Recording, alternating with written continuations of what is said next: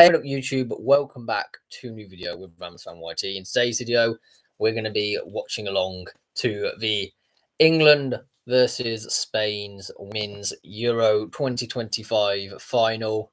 I'm wearing my England kit, proudly representing the nation, hoping that the Lionesses can do England proud today. It's a big stage. I don't know why there's some pre-match performance, as it seems to be the norm now, even though no one particularly fancies it. And quickly run through the lineups for England. We're going with a 4-3-3. We've got Hampton in goal. We've got Greenwood at left back, Carter and Williamson as centre backs, and Lucy Bronze as a right back. Midfield three of Stanway, Walsh, and Toon, and a front three of James and Hemp on the wings to Russo up top. Spain are also going with a 4-3-3. They got Cole in goal, a back four of Battle, Paredes, Alexandre, Carmona as the back four, with midfield of Bonmati, Guajaro, Putellas, Castillo, Gonzalez, and Caldente as the front three. So we're only a couple of minutes away from kickoff here. Couple of players to look out for on the Spanish team. Guerrero and Putellas in midfield have recently had some absolutely top-notch performances, and they're certainly, I'd say, the favourite coming into this one out of the two.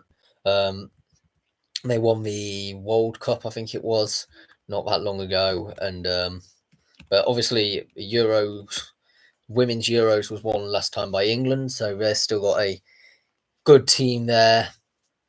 So yeah, certainly one to watch out for.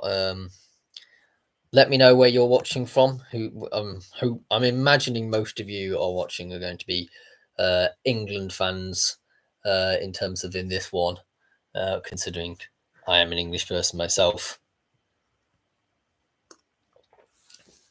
But let me know your score predictions as well. Who's going to perform well? Who's going to not perform so well? But we're only a minute away less from kickoff now, in a pretty packed out stadium. I mean, it's worth noting that the head coaches in this one, there's some really good, talented women here in charge of both of these teams. You've got Serena Wegerman in charge of England, and Montserrat Thomas Vasquez in terms of the counterpart from Spain. Interestingly, that Aguiman for England isn't actually starting. That for me is a very interesting decision, considering how well she did in the last match. Same with Beth Mead. Thought she would have potentially been a starter, but both of them are on the bench to begin with. I mean, there's a few confusing ones from Spain as well. Claudia Pina and Vicky Lopez potentially could have found their way into the starting 11 as well. So I don't think either of them are necessarily playing their strongest lineups for this game. 10 seconds away from kickoff. They got a live countdown clock. But yeah, should be a good one. And they've kicked off. England are the team kicking off, and it's gone all the way starting off at the goalkeeper, who punts it downfield.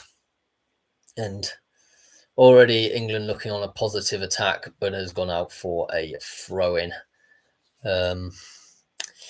Yeah, I mean, Hampton is a current goalkeeper for England. Obviously, no Mary Earps anymore. We'll see how that changes the dynamic in goal. It's certainly a built to be an interesting game. I think a bit of nerves going on in Basel right now, I would imagine. Just sort of, the key is keeping possession and sort of not letting the occasion get to you. At the end of the day, it's a big game for all of these women out here. Yeah, I mean, I'm an England fan myself, so I'll be wanting this one to come home for the Lionesses. Greenwood is taking a throw in on the near side to the cameraman here. I don't know if any of them necessarily possess a long throw as such. But yeah, it's a cross field pass here, and hoop forward, but that's not found anybody in a England shirt, which is a bit unfortunate, so to speak.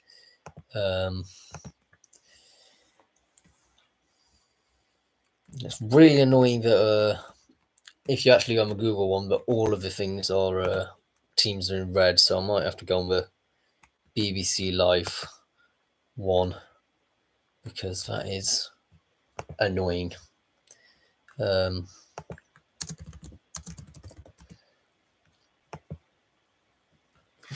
Here we are. This is a bit easier to look at. Right.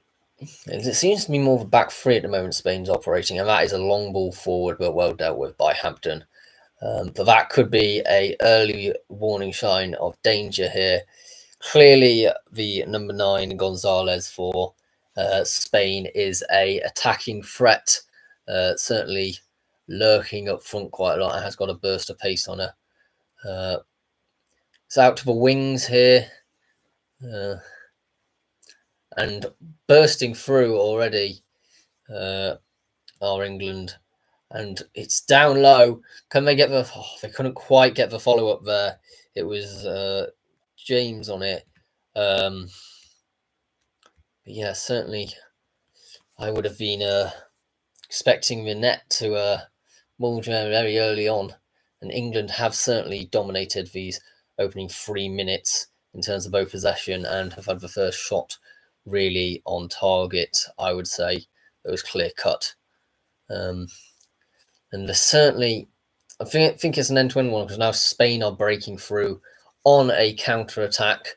England certainly have enough people covering back, so should be able to deal with this. And it's gone out all the way for a goal kick. Never really found anyone here likely to. I mean, there's potential calls for offside in that earlier attack, but there was no line flag up there, which just needed to make contact because that was a beautiful initial shot by England's number 26.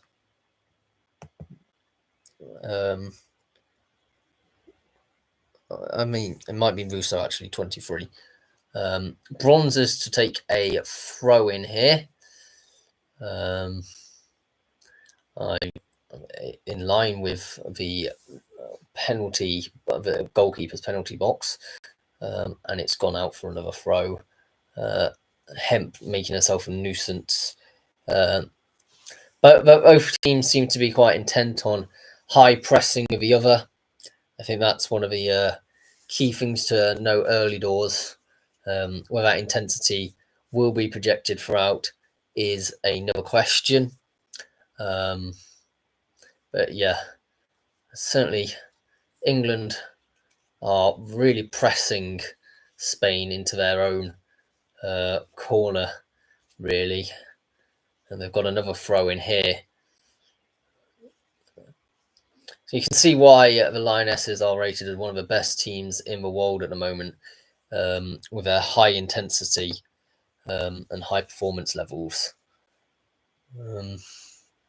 In the defence, now, I mean, England can tend to keep possession around here.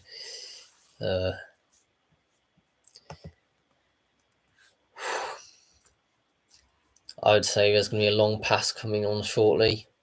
And there we are. This long lifted pass. Hasn't found the person necessarily. But I must say, Russo has been a real rash all over the attacking, or in an attacking sense, making Spain pull left and right and all over the place, really. Great tackle there by Hemp to force a throw in at the halfway line. I mean, Spain is still breaking through, though. And a perfect crossing opportunity here. And it's well claimed by Hampton.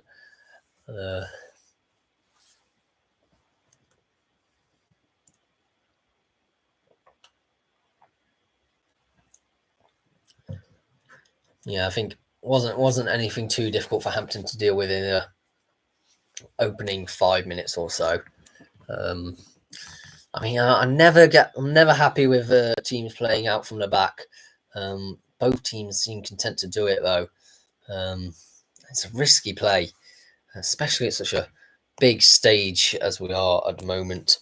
And I don't think I necessarily would be advising a team to play out the back at this stage in the tournament anyway. You just want to get it away from your goal as much as possible.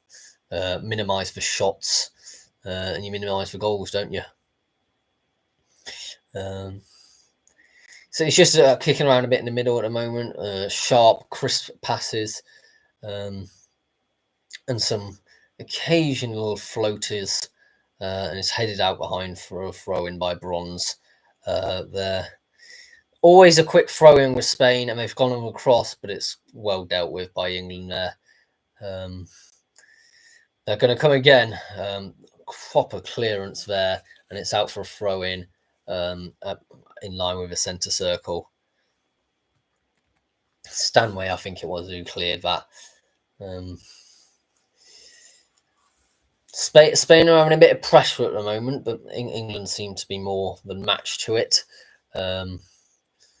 Keeping them out and restricting them to the wide areas, which you can't do a lot with, to be honest.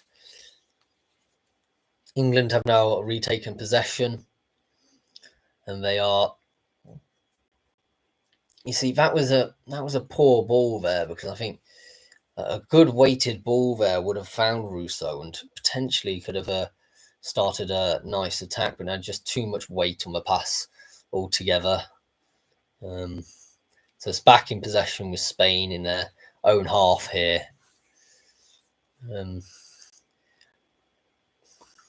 Great wing play so far from both teams, it must be said. Oh, and that is a vital save from Hampton, who has already been called into action a couple of times by that Esther person, who, must say, holds the ball up incredibly well. I mean, there is an argument she was offside in that initial attack, to be fair. I think it may have been flagged in a VAR replay. But it was a great save, nevertheless, by Hampton, and one which needed to be made. A corner early doors, but it was a relatively poor corner, and England get a chance to clear their lines and have pumped it beyond the halfway line. With the Spanish goalkeeper, they'll just keep on building and rebuilding and trying different ways in this game. And you must say, the possession could prove to be an absolute winner in this game, because both teams look to possess the ball quite a lot. Spain, I think, slightly more possession as we're currently speaking, and they're on the attack again.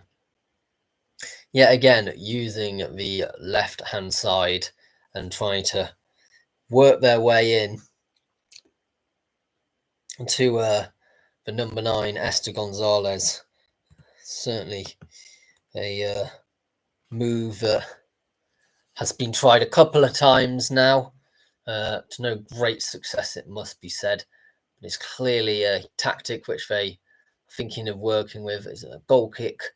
And it's, again, the pass cut out for England. It's just not good enough at the moment in terms of getting these passes to find their woman.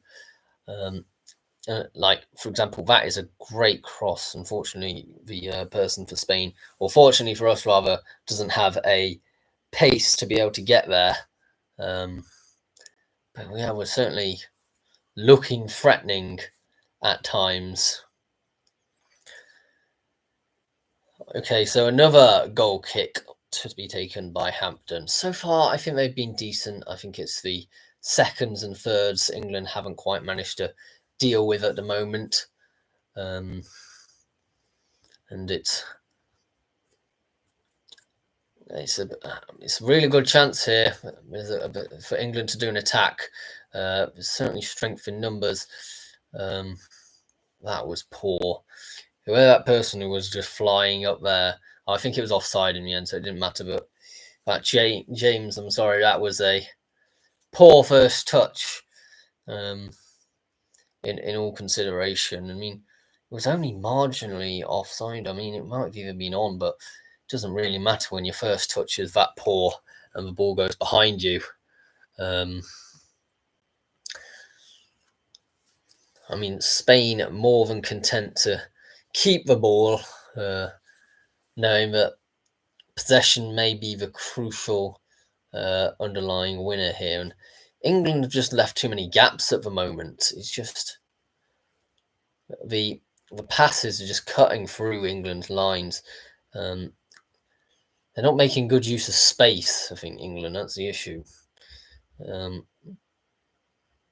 There's no real final killer ball yet that the Spain have managed to provide yet, and England's defence proving more than up to the task of defending. England a chance of break on the wings here. There's no one in real support. Of course, you don't want to tire yourself out too early, and England have had several games already this campaign which have gone all the way to a penalty shootout, of course. I'm hoping that's not the case today. But certainly this campaign has already been full of nail-biting and excruciating 180 minutes or so. Well, not 120 minutes worth of football. But England now getting back into their pace here. They're coming in on the wings with Hemp. Couldn't quite find the target. Headed back up. Good hold-up play there. Shoot. Wasn't no conviction within the shot, really, and it's gone straight at Cole, the Spanish goalkeeper there. Anywhere to the far left or right there, I think would have been a great shot, but unfortunately it was straight down the middle. Frustrating, really, because I think that was a clean-cut opportunity for England to break the deadlock. A long-weighted pass forward, but again, equally headed away by Williamson, I think it was. Certainly, it may have been Hemp, because Hemp has been everywhere on this pitch today. Certainly the person who I think is a player to watch out for at this moment in time. She's definitely making stuff happen. A lot of heading at the moment involved with England, but not a lot of power within the heading. And slip a bit by James here. She's not looking comfortable and has passed it back to the goalkeeper when there's two Spanish players attacking. I mean, England somehow managed to relieve themselves from the pressure. That's surely a foul. Apparently not, according to the ref, who waves it on. And if in doubt, kick it out, I suppose, Hampton. But I wouldn't have necessarily done that myself. I would have you weren't really under that much pressure. Certainly not racing James at the moment. Hasn't really provided much attacking or defensively. Spain looking to build again.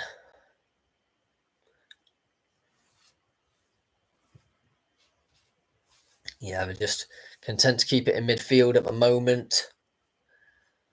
1-2 touch passing at the moment seems to be the Spanish way, which have always been, both the men and the women have always been one of the quick passes of the game and don't dally much on the thing. I'm thinking back to the 2010 World Cup. It was much similar with the men's team. And that is a poor tackle there from from Carmona, Mona. I don't know how you pronounce it. It was a poor tackle, nevertheless. I mean, I understand why you're in an attacking position, but you shouldn't have really clamped into it. Sabrina Megaman, I wonder what she's thinking at the moment in terms of tactically. I'm not convinced on fully what England have done at the moment. But there's certainly a chance to. It's still early doors in this game. Hemp again holding the ball up fantastically well against her opponent. She certainly won that duel as we are currently speaking against the ironically called Battle. Outstretching tackle there on the slime for nothing wrong with it. Very far ref onwards. England have now changed formation, it would appear, to a 4-2-3-1, which certainly showing signs really of why just what I've sort of been saying, that England's not dominated enough in these opening 15 to 20 minutes or so. The opening salvo. You gotta get out early in these things, relieve the pressure, and defensively can't really complain about England at the moment. They've been to a T, marking their person, their woman, and just provided great opportunities. Hemp's been good in the up play, but the other wing at the moment, Stanway and James, neither of which I've been overly convinced on. Stanway's just tumbled to the ground, giving or getting a free kick, and Greenwood to take it. They've opted to switch play as opposed to go on an attack there, which I think is a very bold move. To be honest, I would have potentially gone on an outswinging attack, as Greenwood's attempted there, but just couldn't quite find the target there. But an attacking 4, as opposed to an attacking 3, does give a numerical advantage up at the front. And we already know in terms of this game, it's already been played a lot in the wings. The midfield is certainly, I don't think, where this game is going to be won or lost. I think it's going to be a battle between which player is better at crossing the ball.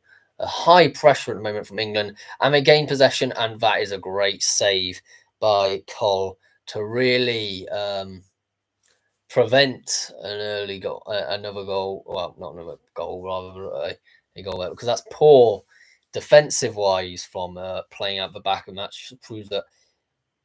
Give him a chance. Give a high pressure. Again, it's Hemp with the shot here. Hemp making everything happen this game. And Cole is the only reason I think that Spain are really still in with a shout at the moment, because that was certainly a risky back play in the defense. Okay, so we'll see from this corner what happens. Certainly you've certainly got a lot of players in the box here. Certainly not people to reach. Unfortunately, he's not reached anyone. I mean, there's still a lot of players in attack. We don't want to. Oh, you shouldn't have lost possession there. The counter-attack can be a real threat from Spain. We've already seen it a couple of times already in this match. Something that I can't really. You can't fault England for their heavy press, and has gained some good success throughout this tournament. But when it does leave you a bit vulnerable at the back, and we have seen that a couple of times already. See Spain trying to find a breakthrough here. England all over the place, but the shot is dragged wide by Mamona. Mamona? I mean, it was certainly a decent shot by Caldente. And I mean, it wasn't on target, so no need to worry, I suppose. Long goal kick here. Not finding her target this time around. Total attempts wise, 3 for England, 4 for Spain. Very equal game. Surprised that wasn't a foul. And England have a chance if they can get onto the end of this. They cannot, unfortunately. And Spain will look to relieve the pressure.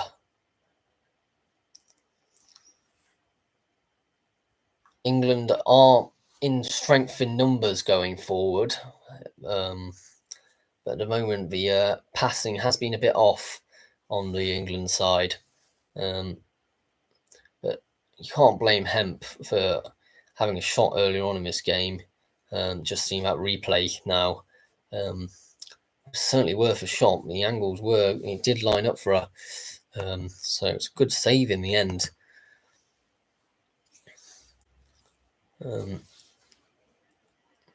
But one thing we know for certain is that the goalkeepers are not going to have a lot of time on either end of the ball with the ball at the moment. Williamson has kicked it out for a throw-in. England's captain for today's game. There's plenty of captaincy material out there. And yeah, again, the defence proving completely wrong. I would drag James slightly more in a defensive position at the moment because she doesn't seem to be adding a lot in the attacking sense, but is doing a bit to help out defensive-wise. I mean, early doors here, I'd say bring James further back and put Stanway further forward. I mean, there's got to be questions in terms of some of the starting 11. I've already raised some for both sides. Hampton to take this goal kick. It's gone. It's not yet again. Okay. I'm not convinced by these goal kicks at the moment. Neither seem to be particularly finding the intended target.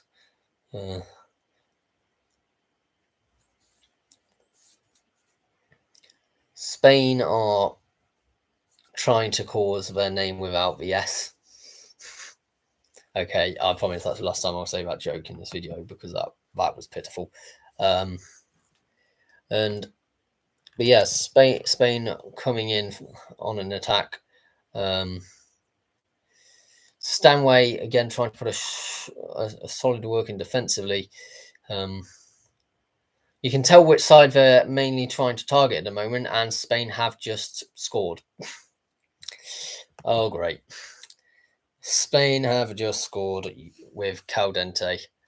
Oh, I mean, it was crossed, pitch perfect, and that got her head to it completely well. She was unmarked. And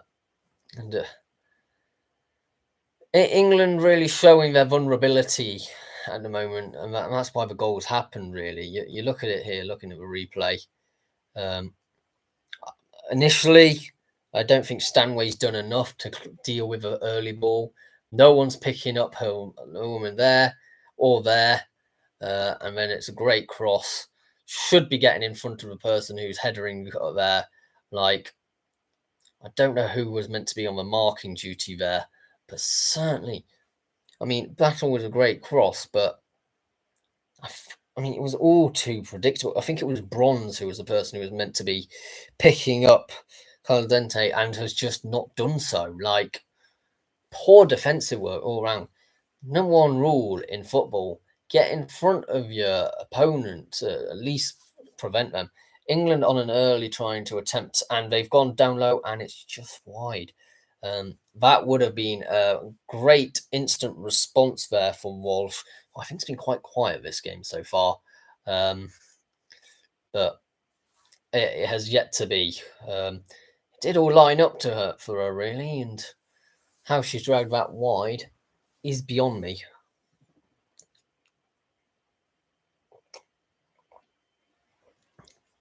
Only Wegerman's out and angry because I think a lot of England fans will probably be at the moment that defensive display was shambolic. And some of the attacking output, I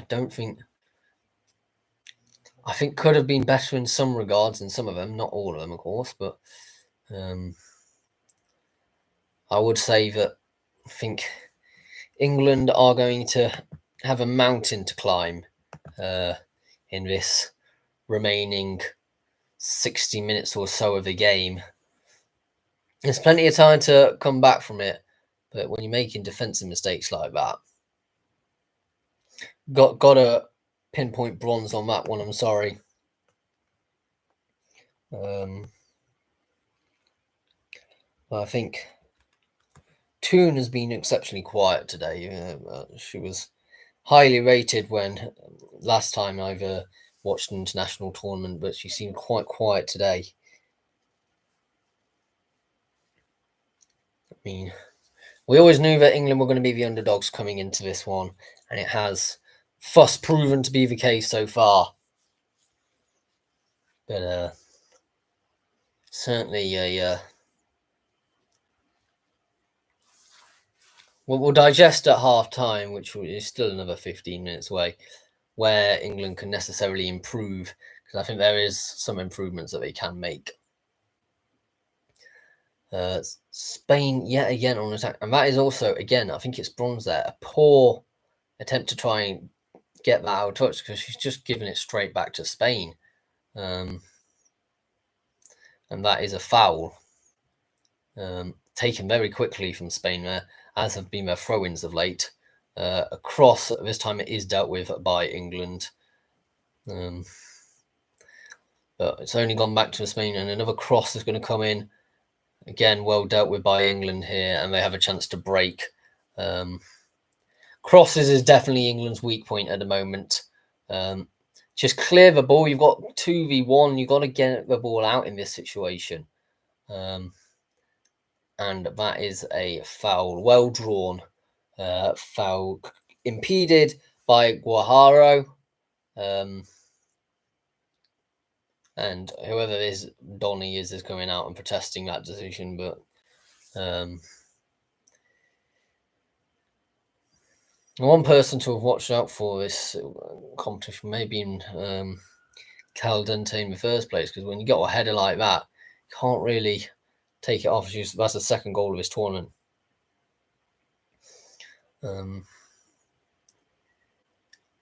England, yet again, content to just try and work their way out from the back, and I'm just not convinced either side necessarily should be playing out from the back in this sort of occasion.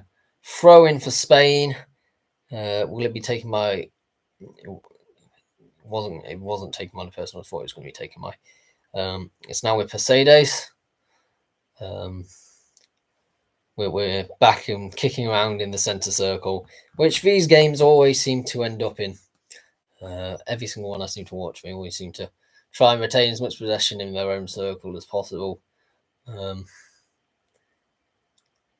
You can see why when you have the effect of the attack that Spain do have. England trying to make some space here. That is, well, I would have said if that was a foul actually drawn there. Russo have done a great job in terms of trying to make space for those around her, and has just been slightly pulled down. I don't think there was much in it, to be honest. But certainly people need to start helping out in the attacking sense. You can see why they've tried to go for 4 at the top. Vado has just passed everyone and gone into the hands of Cole, who will be relieved to relieve some pressure with Russo breathing down her neck. Coming forward, I mean,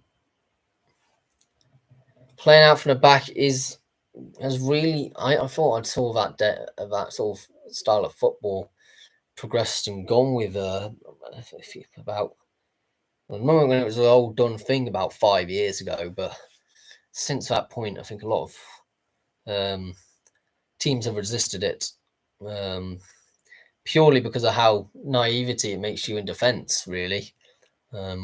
Someone just high intensity gameplay, and you've suddenly broken your whole back line.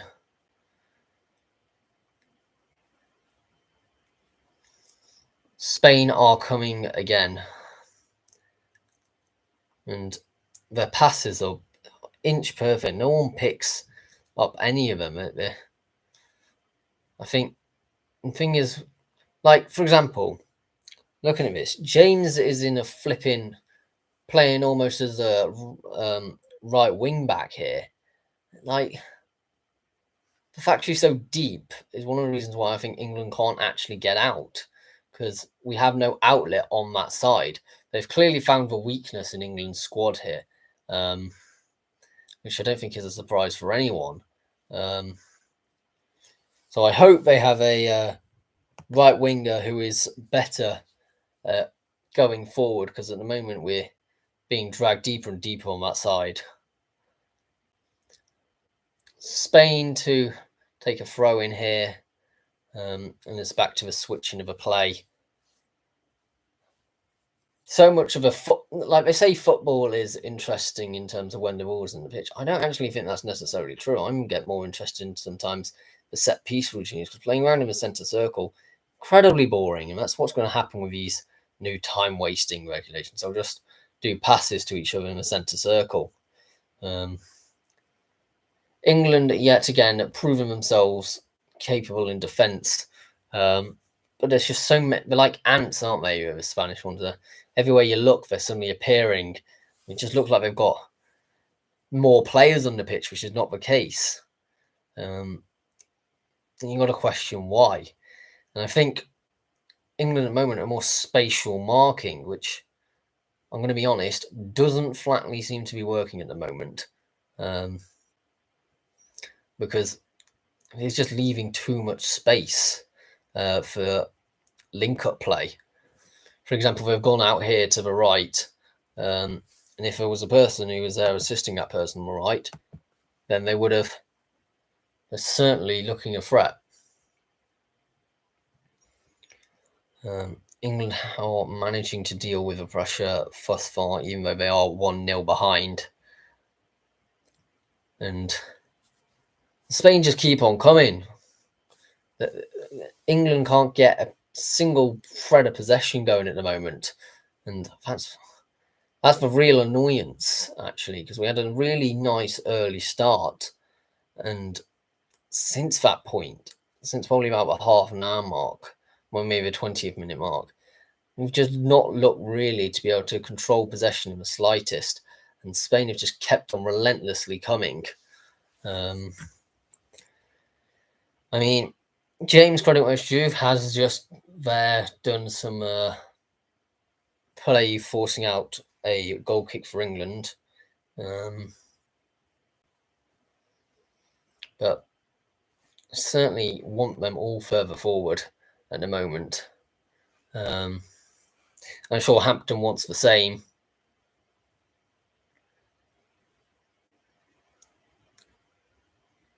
She takes the goal kick.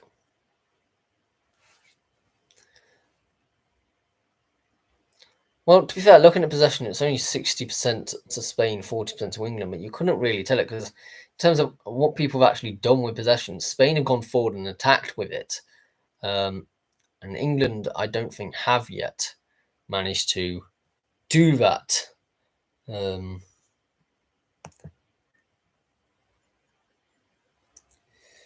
think England have certainly been in spells, but they haven't had a spell really since quite a while now.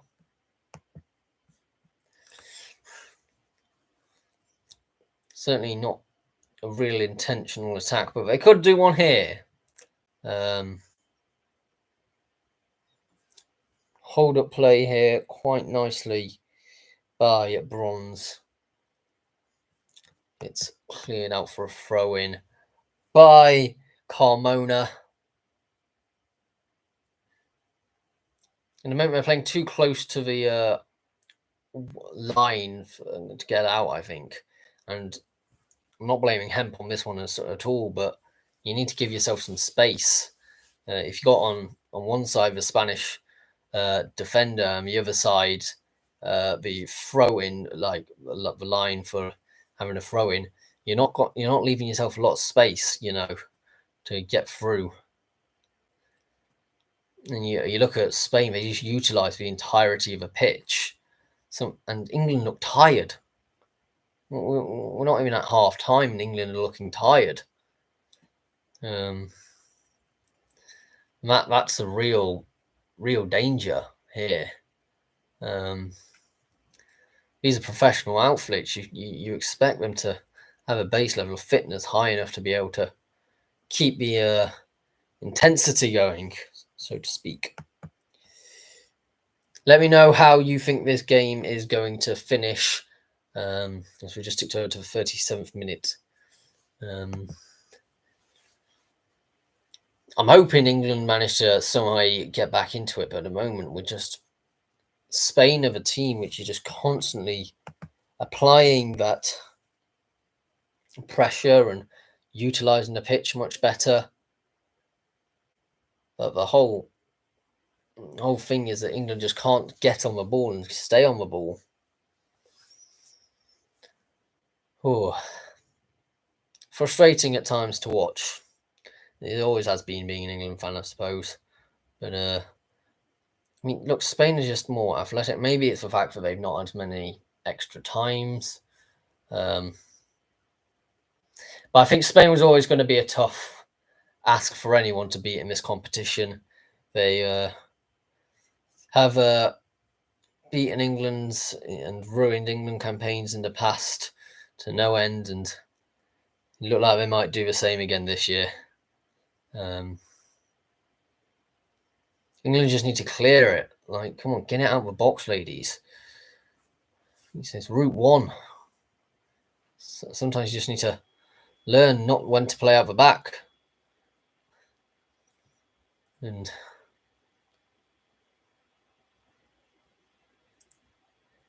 see, cheaply giving away possession there. Spain are managing to come forward and attack.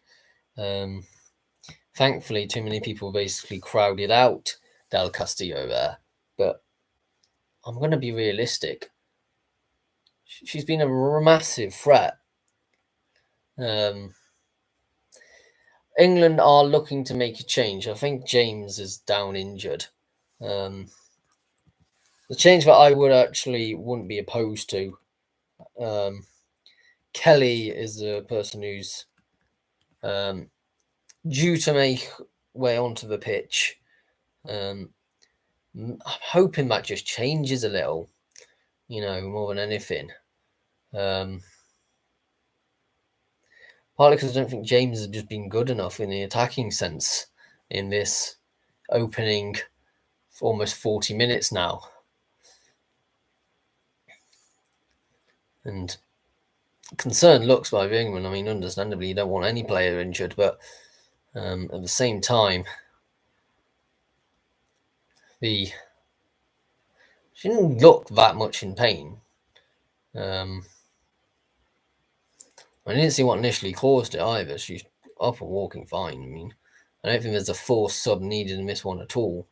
I will just say that they have made the sub. They have opted to go for it and bringing on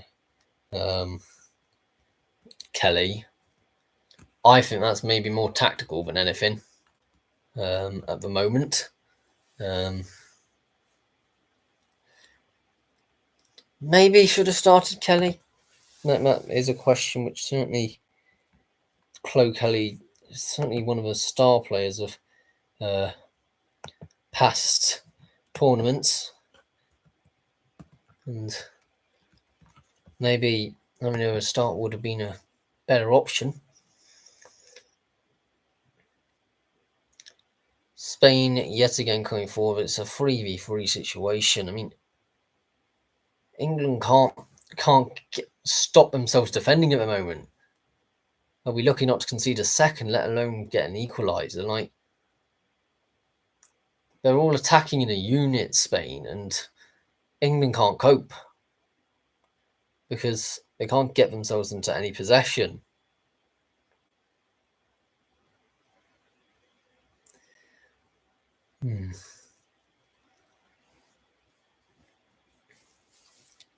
If any of you are watching me and then also watching the telly at the same time, you'll understand what I'm saying. And how would you actually solve this situation? Because they're coming from the left, the right, whipping crosses in, and doing an excellent job at the moment. It's just there's no build-up play from England at all. Again, they're coming and attacking in England's penalty box. And what is there? There's like 7 attacking players. And England having to surround with 8 defensive players. So there's no one to get it out to. Like, depend in their own area. And that's part of the issue. Like, you gotta be a bit more attacking. Well, talk about attacking. To be fair, number 5 Greenwood has provided a great opportunity to attack here, and Stanway is coming forward. Whip the cross in, or the defence have proven strong in this regard. We know Spain have a weakness in defence, and now they've managed to regain a bit of possession, a bit of time on the ball, you know, a bit of calmness. Because Spain at the moment have completed over double the amount of passes than England have. That has surely got to be a corner kick. Otherwise, that would have been the worst shot of all time. Because that went massively the wrong way. I don't actually know if it was, because she's gone under the leg there, and that is a poor shot. Because that is nowhere near the goal there, Kelly.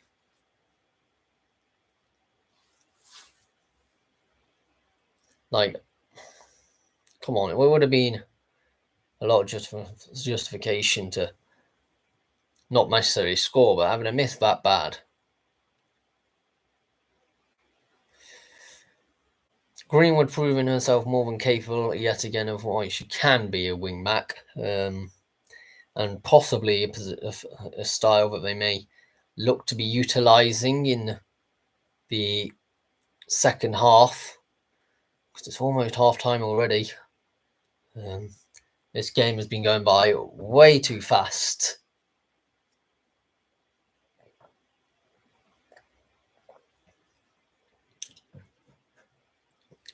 Spain are certainly dominating at the moment, and they've just managed to give themselves a throw in a perfect position. You see, there's only 6 options in attack, and then you've got in defence 8 or 9 players, and then they've decided to throw the ball back to themselves. Like, there is no need to have that many players in the defensive half. Get yourself more attacking, and then you'll drag players back into defence. It's logic's the football here. Like, if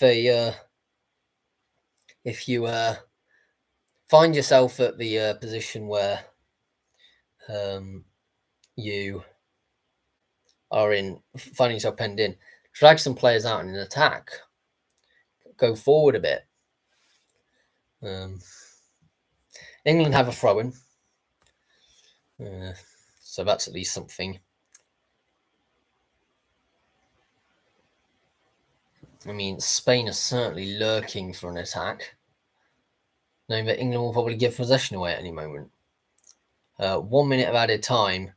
We're almost at half time here, and to be honest, England have not looked their best. Hemp with the ball, though. She's been a bright spark in a poor England setup, to be honest.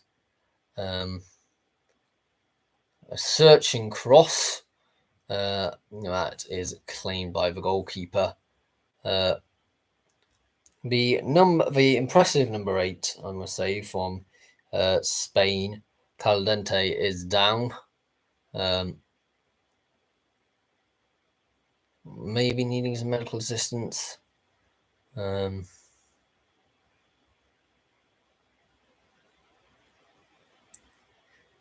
Well, if she can make it to the half-time whistle, then that might be probably for the best, as opposed to making a change now. I mean, she did look in quite a lot of pain. I don't know if someone stood on a shoe or something like that, because that's a hefty limp. That's the end of the half-time. Okay, what are we making of that half? I do hope that the number 8 Caldente is okay, but at the same time, I would like to see her subbed off, because I personally think she's been one of the more attacking threats, and obviously was the goal scorer as well. So certainly someone who England has not dealt with in this opening half, and so would be quite nice to have as a substitute off. England should be frustrated. I'm going to tell you that now, because I'm going to be honest. Poor defensively for that goal, or all of them, really. And I'm going to rattle through the SofaScores ratings in a moment. Starting in goal for England, 6.7 for Hampton. I don't think she's really put her foot wrong, to be honest. I think she's been relatively consistent. I mean, she's not done anything world class. I think a player I just want to pick out at the moment is, in terms of the poorness from James to not go into that space for the goal. There was no one there. There was acres of space around all of these players. And like the whole goal, people need to take responsibility from that one. Bronze, certainly. Carter, James. I think James is probably getting the brunt of the England's attack on this one, because she left so much space, and she's got a 6.2 on SofaScore. You can't afford to leave that much space for someone to take a cross, and you can't not go in front of your person. Defensive backline for England, 6.5 for Greenwood, who I'd like to see going forward a bit more. 6.5 for Carter. 7.2 for Williamson, who has actually been excellent at clearing off crosses with her head at the moment. Bronze, 6.5. Then in midfield, Stanway 6.8 and Walsh 6.3. Walsh has done literally nothing. James 6.2, Toon 6.6, Hemp 6.5, Russo 6.5. I don't think Toon's done that much, I'm going to be honest. I'm going to be really honest with you. James also frustrated me in an attacking sense, and I'm actually glad she got subbed off. I know she was injured, but I think something needed to change. So yeah, in terms of England, in terms of Spain, rather, 6.8 for Coral. She's made changes when she's needed to make them. 7.2 for Battle. She obviously had that great assist for the goal. 6.9 for Paredes. 7.0 for Alexandri and 7.0 for Carmona. I don't necessarily think their defense have been the greatest. I think they've been quicker to react. But at the same time, there have been a couple of sloppy passes, maybe in their own half as well. But England haven't yet to capitalise on them. 7.0 for Bonatti, 6.6 for Guerrero, and 6.9 for Mateus. Certainly the case in terms of midfield, they're just doing what midfielders need to do and just going a bit under a radar, so to speak. 6.7 for Castillo, 6.6 for Gonzalez, and 7.6 for Caldente. Caldente, by far, has been the woman of this match. She scored the goal with a great header and has also made a lot of things work in an attacking sense. Just providing that space, I think, is also part. I think like the gaps that England leave. Lucas Stamp, you're absolutely right. Good thinking of putting Kelly on. Definitely, we needed a change in terms of James just wasn't cutting it for me. both defensively and attacking. She left a huge gap, which was partly the responsibility of the reason why we conceded. And her attacking wise, poor first touch in what would have been a great opportunity to score that goal. I just think somebody needed to replace him. I think Kelly, you know what you get with Chloe Kelly. She's got experience in abundance, but just I do question why she wasn't starting to begin with. So there are some players there which I probably would have started with, Kelly or Agimang. I think both of them would have been, and Beth Mead, all three, arguably maybe better starters than Rousseau. I mean, Agimang I can somewhat understand being on the bench because she was involved in a lot of the last game, so maybe her legs aren't as much as it was. But yeah, it's certainly. You look at the team. Is that England's best starting 11? I don't know if it necessarily is. Stick around, Bennett. Playing Lego and card games work well, didn't it? Total coke. I have no idea what you mean. Cheers for having you along, though. I don't know what these top fans mean, by the way. I've only noticed it now. So, something new for us all to enjoy and explore, I suppose. But yeah, I mean, it was certainly a lot for Wegerman's side to improve upon. I think Wegerman will certainly think of maybe trying to be a bit more attacking in this second half. I think that's worth saying. I think if you're going to do any style of football in the second half, you just need to go out and you're 1-0 behind. Just got to start absolutely pumping yourself forward. Look at some of the stats. England's only had 37% possession, Spain 63%. Equal much of attempts though. England 6 and Spain 7. England actually had 3 on target and Spain only 2. So we have restricted them. Spain 2 corners and England 1. But the XG is Spain 1.04, England 0.68, and that's the key difference there. The challenge, the attempts on goal that Spain have made have been much more clear cut, much more able to get a goal from him, to be honest. And I don't think any of England's shots were necessarily easy to get a goal from. And I think that's the main difficulty. England haven't got themselves into positions to get a clear-cut shot at target. I mean, they have had a couple, but the goalkeeper easily managed to get to them. I mean, we must just say that some of the football that Pateus did against Portugal earlier on in the tournament was absolutely phenomenal. I mean, we're just looking at the goals of the tournaments here. Brand Germany versus Poland. There's been some good goals. Don't get me wrong. I mean, the fact that we haven't necessarily seen any today, I think it was a good header. I think it may turn to be quite a long second half for England if something does not change. I'm just hoping that we don't get a Pina masterclass like she did against Belgium if she comes on. That could be a threat because that's an incredible goal. I think at the moment it doesn't seem that England have actually had that many fantastic goals, so to speak. I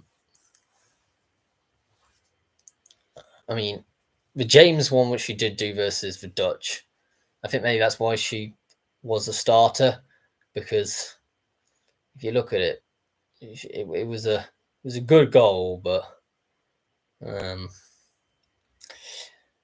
yeah, not entirely convinced that she was the person who was up for this. Like, Spain have got goals galore in that team, by the way, like absolute wonder strikes, and that's what I think England need to watch out for is that they're good at teamwork. They spread the goals amongst the players, and they do sort of work well as a team in spaces that haven't necessarily always been there. But let me know, is there any player that you think has been a player for the tournament so far if you've been watching all the games? I haven't, I must admit. This is the first game I think I'm watching all the way through. I've watched a couple of highlights and stuff, but I mean, if you enjoy me watching along, there may be some more coming up this season that I may do. I mainly do week-to-week predictions. League 2 predictions will be coming out tomorrow for those who are interested. Hopefully, we'll have finished writing the script by then. That's my job after this. And if you are new around here, do think about subscribing. We've got plenty of stuff coming up as well. But I'm certainly looking forward to the season starting. Off season, it is always that really boring time. I'm sure everyone can attest to that feeling when you're a fan and you're just thinking, oh, you know, come on, football start already and stuff. Pre-season friendlies just don't do it, do they? Who wants to see half a new team at the second half and stuff? Like, give me some proper football and stuff. And I do quite a lot of shorts as well, actually, of going to non-league games in the northeast of England mainly. Got some good ones hopefully lined up. Yeah, if you've got any recommendations of any video ideas, I have done trivia in the past and a history of club in your past. Just let me know. I'm always open to new suggestions. That's how the YouTube community works. You know, you go and find out more about what your audience wants and work around the audience. I wouldn't have ever done the predictions if it wasn't for the audience wanting it. So, who would you like to see brought on in the second half? I think I've let myself know a little bit about some of the changes I would have liked to seen emerging. It's not long until the second half is due to start. I think just beforehand, I may just put the charger in.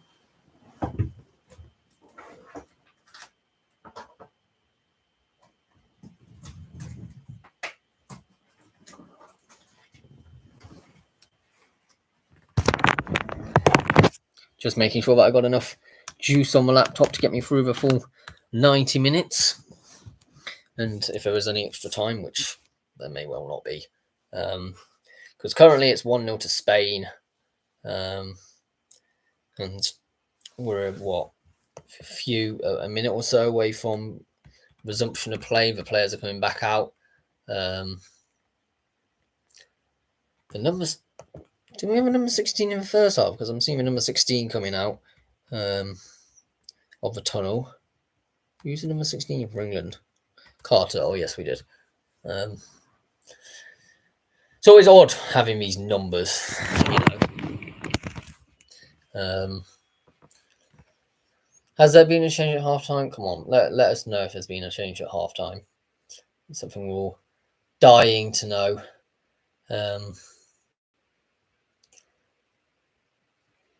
I mean, there were subs on the pitch warming up for Spain. Is that what we're currently seeing? The number 8, Caldente, has come back on the pitch. So clearly her stamp on her foot or whatever she was claiming or limping around from was not too bad in the end, that she's managed to get herself back and fit and ready and back on the pitch. So there you go. How is this match going to end as well? But I'd be interested to hear your thoughts. Are England going to bring it and turn it around? I'm not entirely hopeful at the moment. I mean, a bit pessimistic, so to speak. I hope, but I'm wrong. I really do. But I'm not really feeling it at the moment.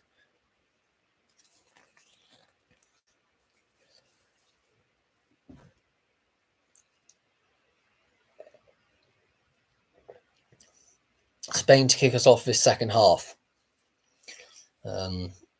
England attacking left to right.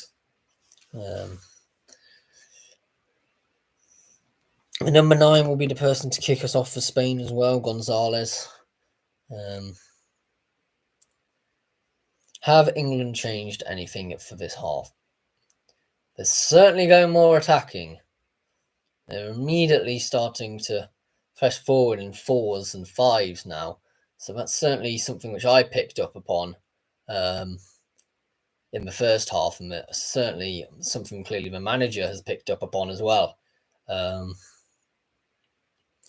And Spain are beginning to having to retreat into their own box, actually, and the whole tempo's speeding up as well. It's great to see.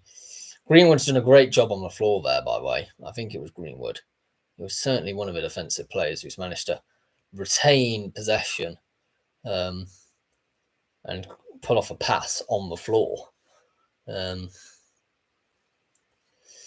I'm really expecting Toon to come into it in this second half, because we know she can provide magic. It's just she's been a bit disappearing this game so far, in my opinion. There you go. England possessing the ball in the Spanish half. Great sliding tackle from the Spanish player there, must be said. And they are now on the break. And this is the threat. This is a real issue, actually, because obviously pushing players forward will also result in having a weaker defence. But thankfully for England, it's a poor shot and it's gone behind for a goal kick. On another day, another one of them attacks could have been catastrophic. So I think a quick turnaround on this one, a quick free kick, so to speak, goal kick rather, to aim towards the players. It's very interesting. We've got integrated fans at this event. Something that you see in non-league a lot, but you don't normally see in professional football too much nowadays. So that's always something interesting to note. But as a whole, women's football tends to be much more better behaved. Having actually even been to the Tyne and Wear derby for the women's edition, even that was well behaved. So that's saying something, really, doesn't it? And I think you do lose a little bit of a needle in the game, actually, when that is the case, though. I think there's nothing wrong with a bit of passion, a bit of loyalty in football, and a bit of that local rivalry to make things tick along. Okay, Spain are attacking again, a very typical thing. But England this time have well covered the box in terms of a defensive attribute. And certainly that early second half foray from England is now beginning to already look like it must have lasted only 30 seconds. And I think England need to get themselves out of this trap, and Carter's just cleared it out for a throw-in. That's not provided any help at all to going forward and attack,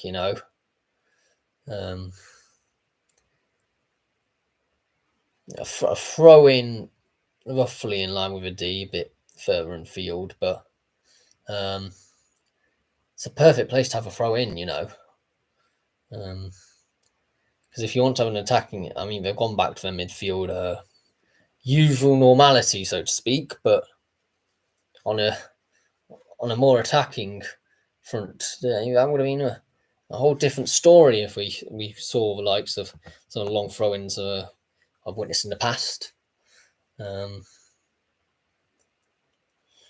Spain attacking in a bunch and well held by Hampton there.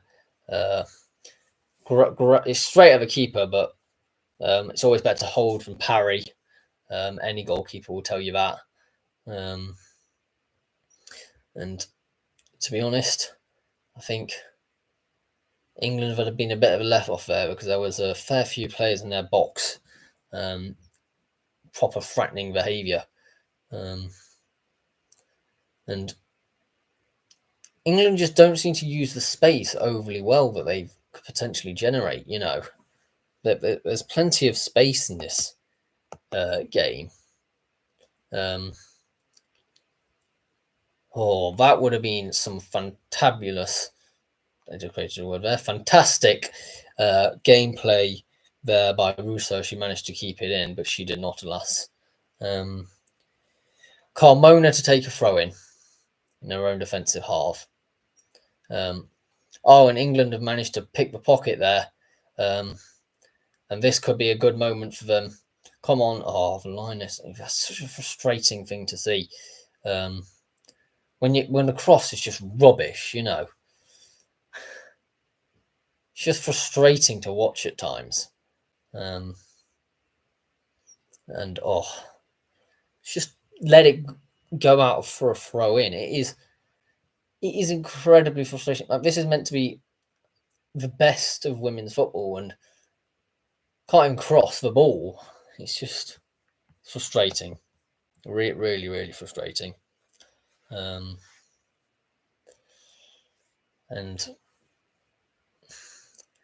I realistically just can't see a way England are getting back into this. I really can't. Especially now Spain are breaking through, leaving people for dust. There's nobody there. Okay, great save there from Hampton.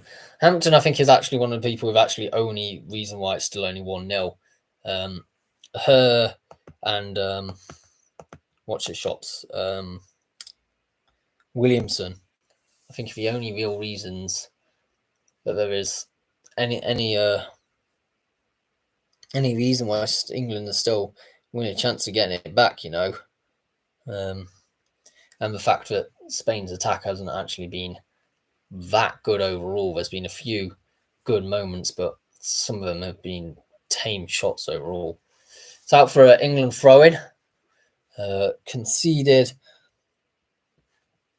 by the number 7 in Carmona.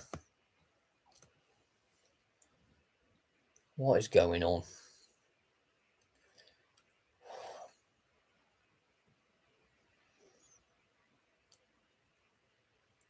Somehow it was the worst throw-in ever and has managed to result in a Spanish throw-in. Oh, flipping heck. Come on, ladies, get the act together.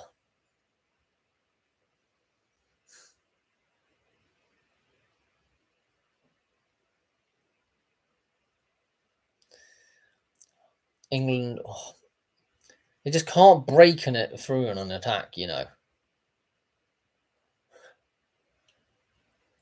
It's frustrating because England aren't getting anywhere near it, but I think Stanway's looking incredibly more and more frustrated at the moment. And there'll be question marks around how long she's going to stay on the pitch for.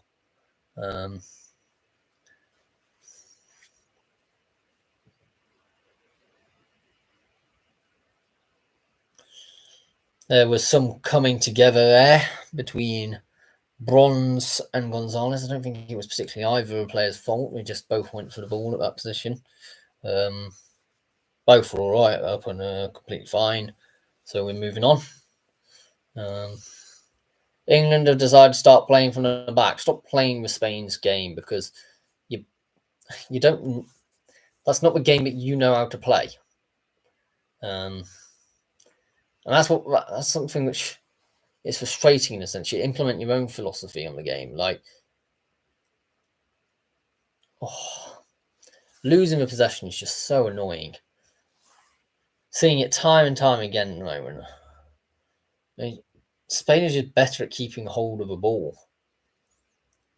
I mean, they're rubbish at the final end product and shooting in this game, thankfully for England.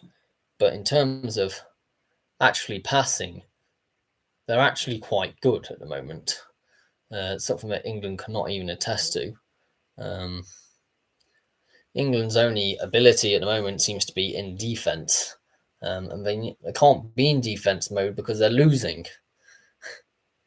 They do say the best defence is offence. I mean, a tumble there from Hemp, trying to get the ball. If Hemp's allowed, I think Hemp was good in the first half and has now sort of decreased maybe in a bit of quality in this second half. Thanks for the 2 likes for whoever's other people who are liking it. Hugely appreciated.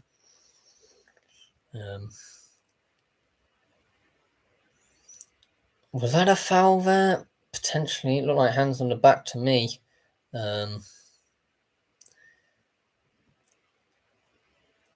England are now just passing it around, doing little diagonals in the centre circle, trying to play Spain's game, so to speak. A few good cut-throughing passes there. A lot of Spanish players in defence, though. So it'll be interesting to see if they can get something on this one. It's a header and it's a goal. England are back in it. Get in. But see, that's what we needed this entire time. Thank you, Russo. A great header. There's a lot similar to the one that Spain scored in the first half, actually. A lot of space for England and a great header from Russo. Not as good as the first half one, but who cares? It was in the back of the net. And England have equalised, which is what we all wanted to see. This is what happens when you're attacking in 4 or 5s here.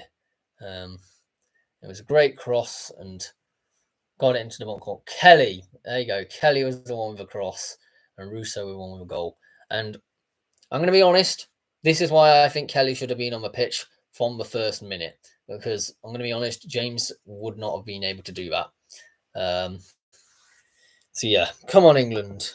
You can get back into it now. You've leveled up the scores. And now the winds are amongst the sails, so to speak. There's some hefty tackles going on in there. Is that going to be the first yellow card? I think so. Russo is getting the first yellow card for a slide tackle there on Batil. I mean, it wasn't that bad of a tackle, but purely on the fact that she didn't go for the ball. This resulted in a yellow card, but I don't think there was much in it compared to some of the tackles we've seen this tournament.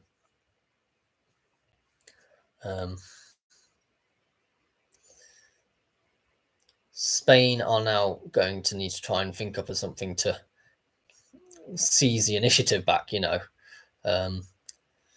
Things need to calm down a bit because Bronze has just done a reckless challenge there, in my opinion. And that is something that really, I'm going to be honest, wasn't necessary in that position. It's an obvious yellow card for Bronze. Getting all a bit scrappy at the moment. She just went through.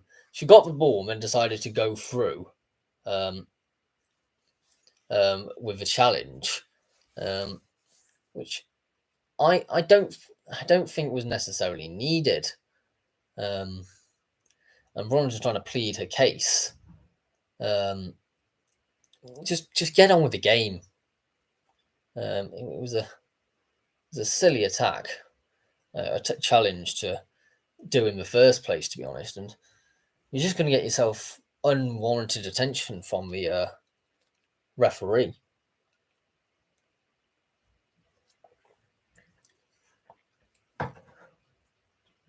We've got 30 minutes left. Like, thankfully for Bronze, that challenge happened quite far out of the box. It's not really going to be much of a threat from here, I wouldn't imagine. There's 3 different players over it. I mean, if they score from here directly, it'd be absolutely ridiculous. And easily claimed with by Hampton. There we go. Not too bad overall, is it?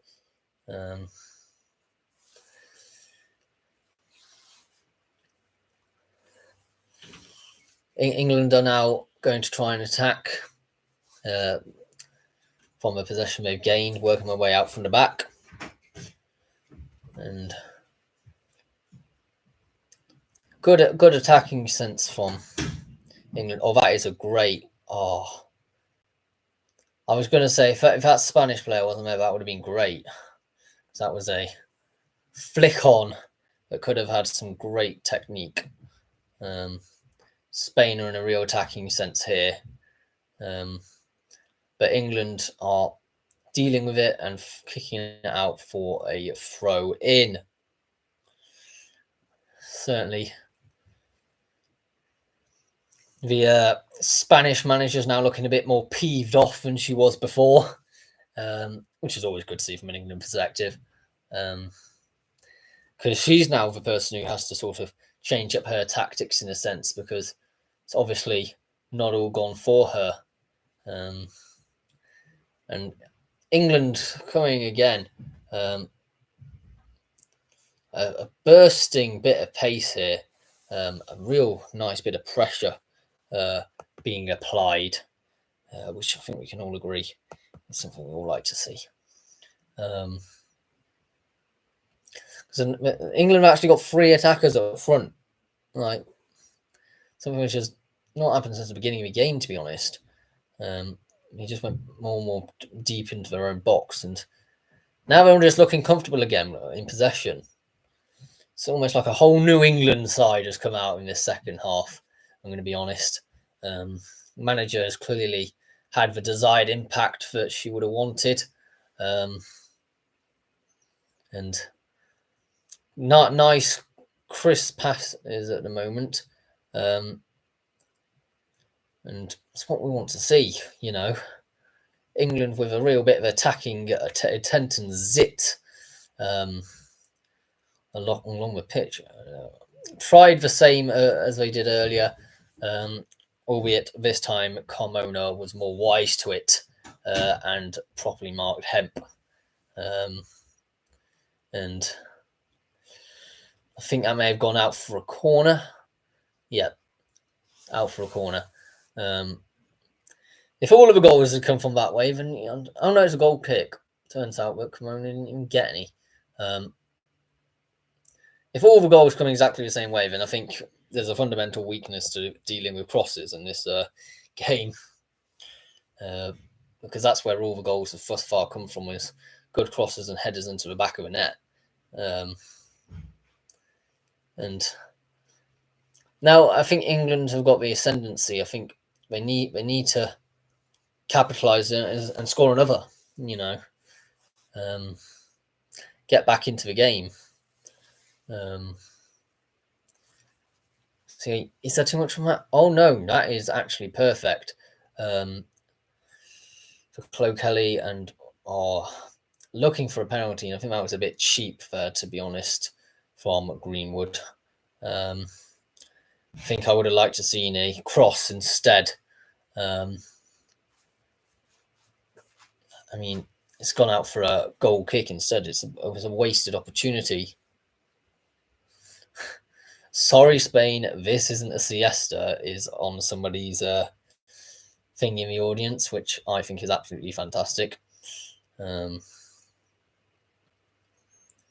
Look, I mean, the head tennis, we don't want to see a return of it, because that was what was England's undoing so much in the first half. Not keeping the ball on the ground and getting good, nice moving passes. And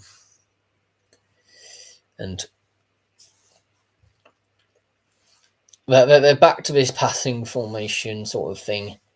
Retention of a ball is key, and I said that at the beginning of this game. The possession will probably win or lose this game.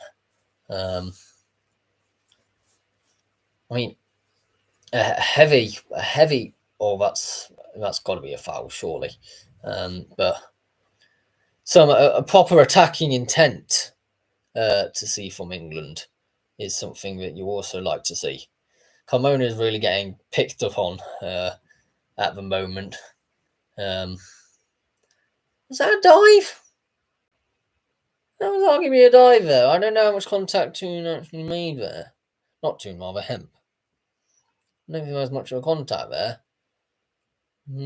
Slightly suspicious, so to say. It's given Spain the opportunity to run forward with the ball, and England have coped with that quite well, to be honest. Have they? I would have cleared that a bit more confidently than they did. But yeah, in terms Spain at the moment are not as much as composed as they were before, because honestly, before every single pass was perfect, and no, but England have just picked their pockets there, and if Russo can get onto the end of that, which I don't think she can, unfortunately, with Spain's captain managed to clear that up. But that could have been a great counter-attacking sort of play. And look, that's what lingering does. England gaining possession from a silly pass for Spain's regard, and now have an opportunity to use that possession for good. And I'll be interested to see, because we're now approaching the 66th minute. You'd expect maybe a few changes on the foot. I imagine England's one with Kelly earlier on in the game was unexpected, but still get quite a lot of changes, and that's a Spain had a shot there, but it's gone across the face for goal and wide and out. But they were attacking speedily. It was a dangerous attack, to be honest. And if England didn't have that good cover, could have been something else entirely. I don't know if it's another goal kick here. Another opportunity for Hampton to go long. Hasn't found anyone and has gone straight to the other goalkeeper. Not ideal. Spain are going to make a change. They're bringing on their number 20, who we just mentioned at the halftime interval, being the Claudia Pina, which had a fantastic strike early on in the tournament. So she's going to be a threat going forward, and something that I'm not entirely looking forward to.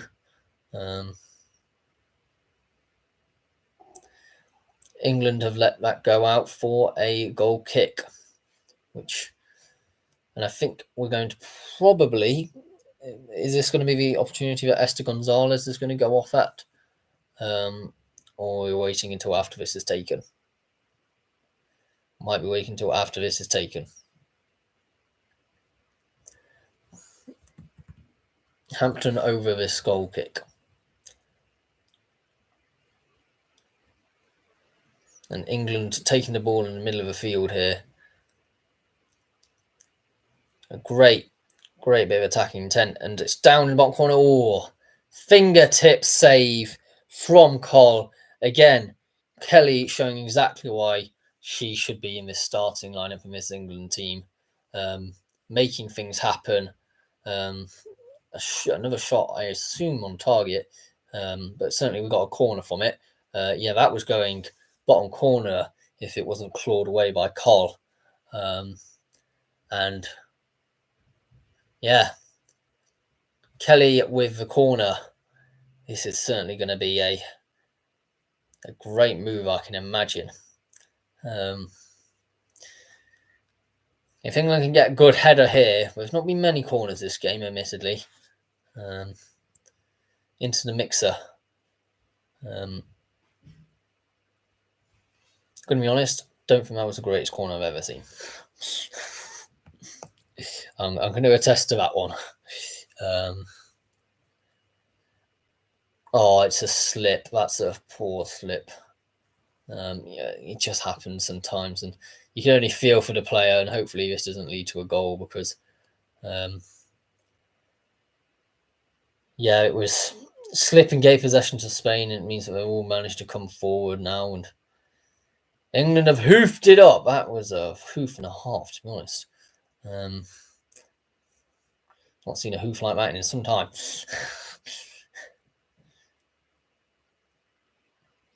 But England are doing their defensive duties now, I think. People's moods may well have changed. Hampton is gone down onto that. And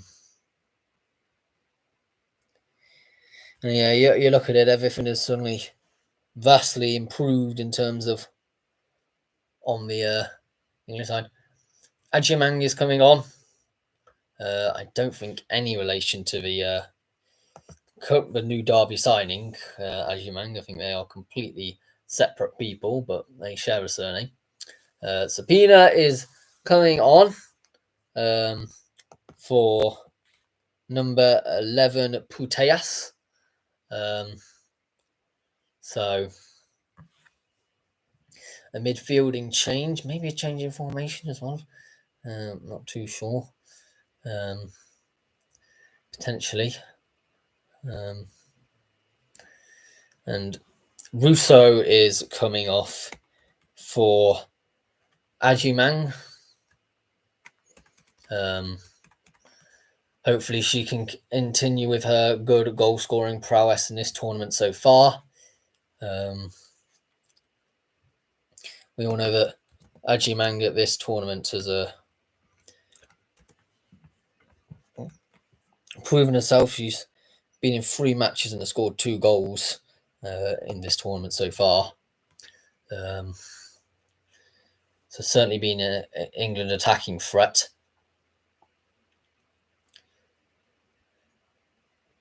Is that a head injury? It might be a head injury there for a Spanish player on the floor. I think they've both gone for it, to be honest, and none has seen the other until a bit too late, to be honest. Both eyes firmly on the ball there. And, well, I mean, Carmona is up on her feet. It's completely fine, and we move on. Well into... There's 34,203 people in attendance. Great turnout there. Remembering back when, like some of the women's games only couldn't even get to the 17,000 mark. But so to see this is a huge thing. It's the highest ever attended women's Euros, apparently, in terms across all of the games. So he's certainly a grower at a sport on the absolute up at the moment. I mean, I was part of a huge crowd which saw Newcastle ladies versus Sunderland ladies at St James's Park at one point. I've also seen Derby ladies when they went to go and travel up against Newcastle ladies before, and was one of 2 away fans, I think, which was certainly something that I've loved to experience again. Admittedly, unfortunately, Newcastle got promoted and Derby did not. I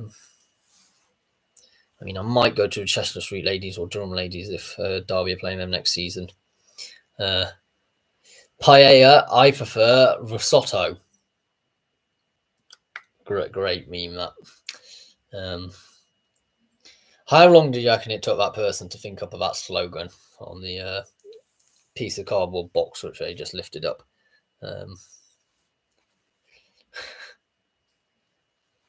Probably far too long, let's be honest.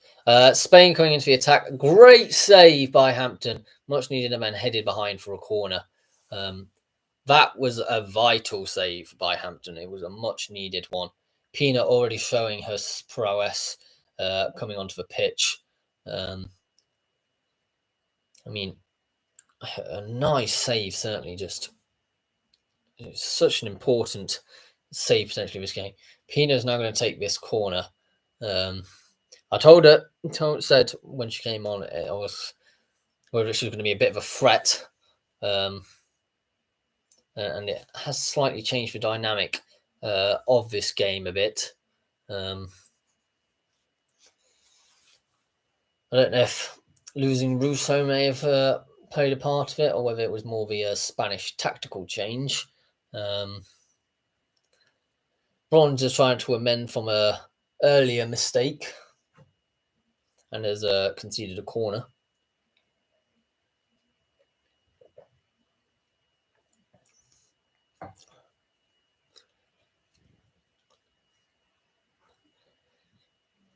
So this corner's whipped in, punched away from by Hampton, and Carter's trying to come away with it, and just I don't think he's done enough there in terms of upper body strength. Ajimang has put it behind for a throw-in. Some injury to this number 4 for Spain, Paredes, when Carter went straight into the back of her. She's clearly trying to get something, but I mean, the passage of play is being gone enough. Just move it on. Oh, she has managed to get the free kick from it, actually. And Pina will take this. Not ideal.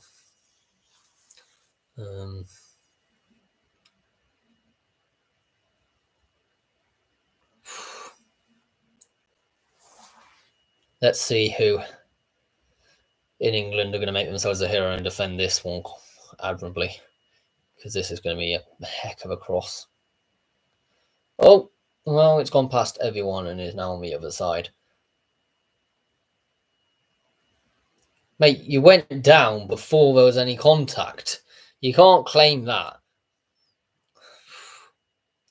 Hemp would have been away if it wasn't for a beautiful tackle by Battle there.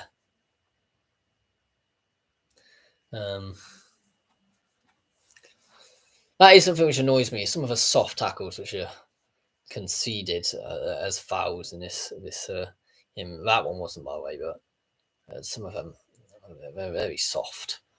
And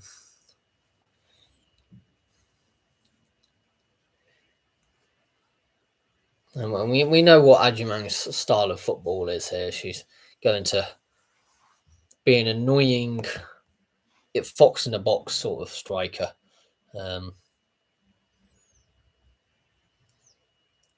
Oh, is that Hemp there? Great hold-up play. Hemp,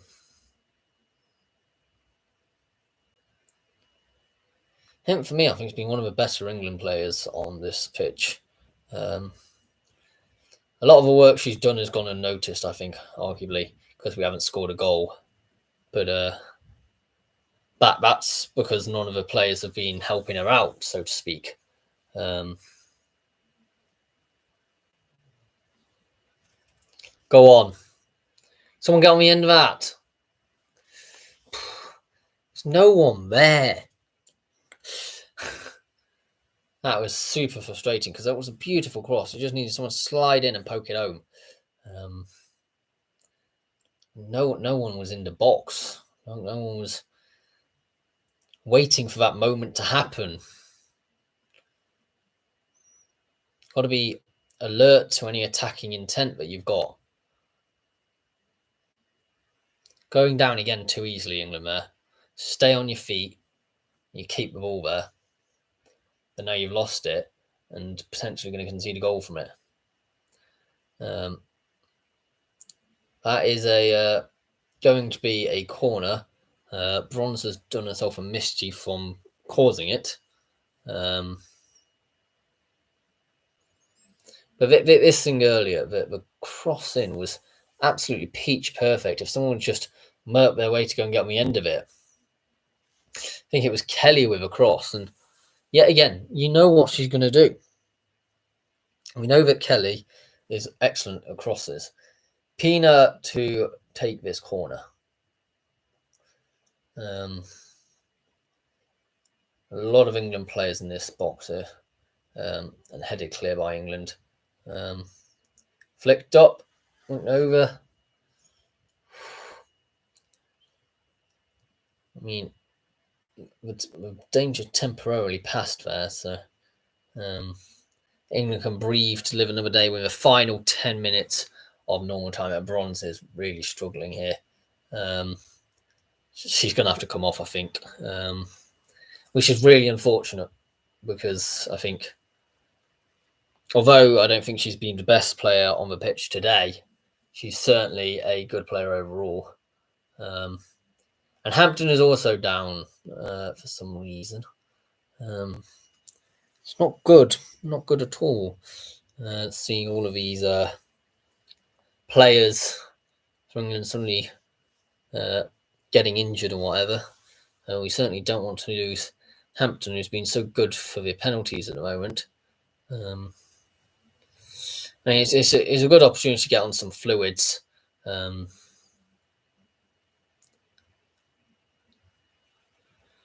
Yeah.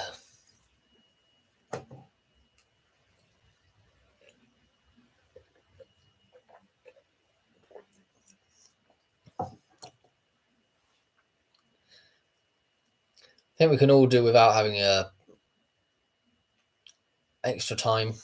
Does anyone actually want extra time? So no, I don't. I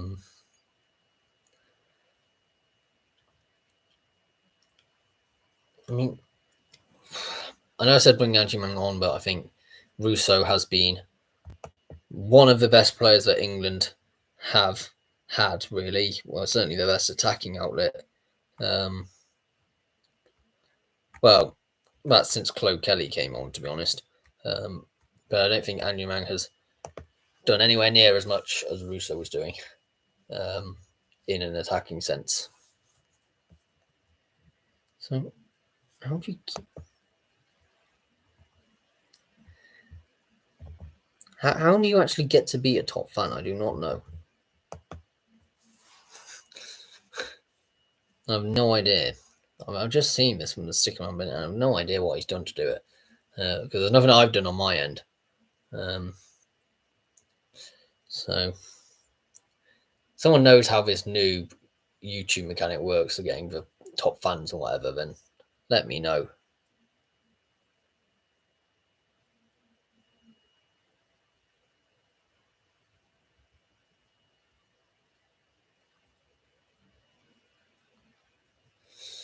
A goal kick taken by England and gone on far.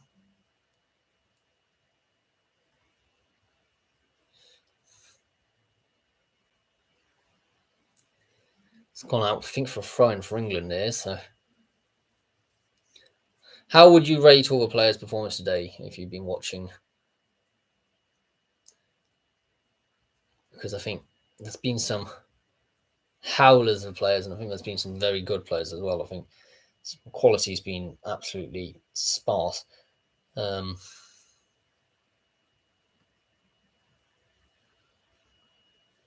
out for a throw-in for England. Walsh did a lot of work for that. I think Walsh was probably arguably been, other than James, England's worst player today. I don't think he's been particularly good in midfield. England somehow, well, there was a penalisation now. I'm not entirely sure what happened, but it looked a hobble of nothing, to be honest. I suppose we can thank ourselves that Spain haven't been as clinical as they usually are, in one sense. But you can also not take away from some of the defensive attributes that we've had as a team.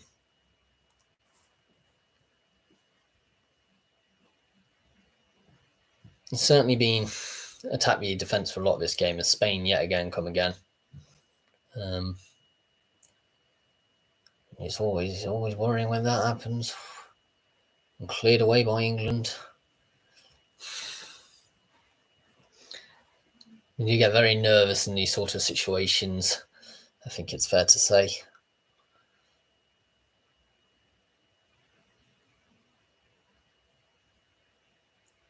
I'm not sure if I'm a huge fan of this England kit, to be honest. I like the one I'm wearing at the moment. I think the one that they're wearing at the moment, it looks a bit too... doesn't really feel Englandy. It's too much blue. It used to be red and white, of course, and Hampton has just made a save. It wasn't a convincing one, I will say that. So he sliced a leg through that one. Bit too far, I think, down the pitch. But clearly shown ability that she can do that. Great to know.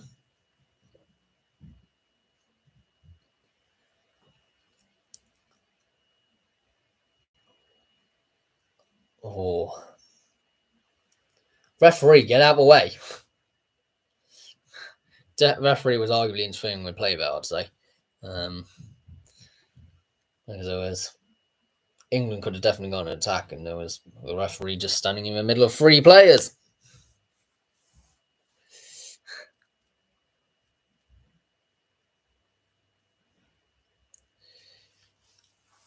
And you got the final 5 minutes normal time. This is where England can really come alight here. See, yeah, that's a great pass. Draw the foul. That's annoying because she could have drawn a foul and she was in the penalty area there. And that's the thing. I mean, something you may not like, but it is a part of a modern day football. Is that drawing a foul is all part of it. There is going to be another sub coming. Beth Mead in what may be her last ever international tournament, according to some speculation. She is now 30 years old, and she's coming on for hemp, I believe.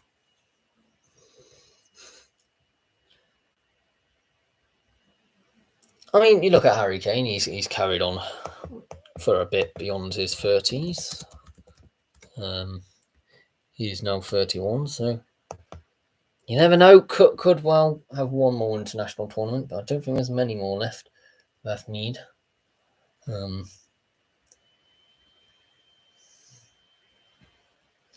It's gone out for a Spanish throw. That's not where the ball went out, though, is it? Flipping heck. That's one of my pet peeves. What's your pet peeve in football? But when they take the throw in like 20 yards away from when it actually went out, like, come on, you know it didn't go out there. That's just giving you an extra 20 yards of a pitch. Like, come on. Spain on a really impressive counter attack here. Could be dangerous.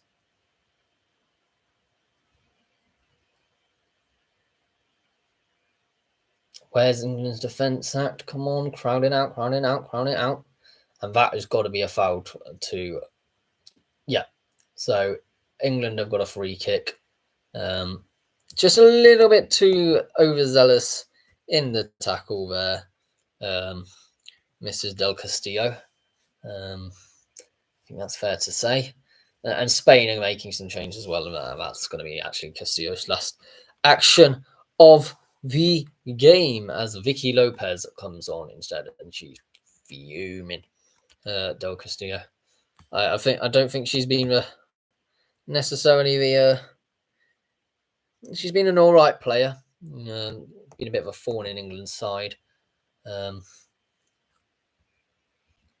And Gonzalez is also coming off for Salma Parayuelo. Salma Parayuelo. I've not done Spanish in such a long time. And the free kick is taken long. And it's gone out for a throw-in for England. That's a great thing for England having that position. Roughly in line with the penalty area there. Greenwood's going to take this. A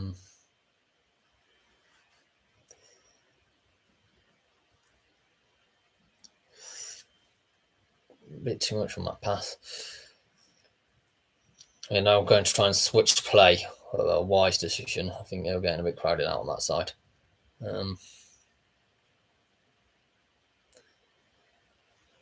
Again, the midfield is so lacking in this game. It's really end-to-end stuff. And I think England's midfield is particularly poor. I think Spain's is all right, actually, but I think England just can't seem to get their way through midfielders. I've just not been particularly impressed by either Stanway or Walsh in today's game, especially not Walsh. And somehow England conceded a corner in the last 4 minutes of added time. Yeah, so this would be a disastrous time to concede. Great defensive work by England as they clear away, and that'll be a throw in about roughly the halfway line. So, squeaky bum time, all you England fans out there. We're probably going to end up going into extra time, I think, at the moment. I don't want to jinx anything, but it's looking a bit that way. I really wouldn't do commentary over the penalty shootout if that is what's going to come, because I don't think my stomach can take that. I was already had some food poisoning yesterday, so it's not feeling great as it is. So trying to commentate along through a penalty shootout, I think wouldn't do my stomach or my heart any good. There's going to be a lot of end-to-end stuff in this final 3 minutes, I suspect. England fans are looking incredibly nervous, I think, but joyful smiles as well. Anyang is properly trying to chase down every loose ball, and has somehow managed to commit a foul in the process, which is a shame, because I think she's been frustrating to watch at the moment. Because I think we know what she has got as a potential, but she's just not been able to show it in this game at all. She's been sort of ratting around trying to get a loose ball, and not getting really the service that maybe she thought that she would. That was surely a foul. I'm surprised that wasn't given. She was waiting for the referee to blow the whistle, but she decided against it.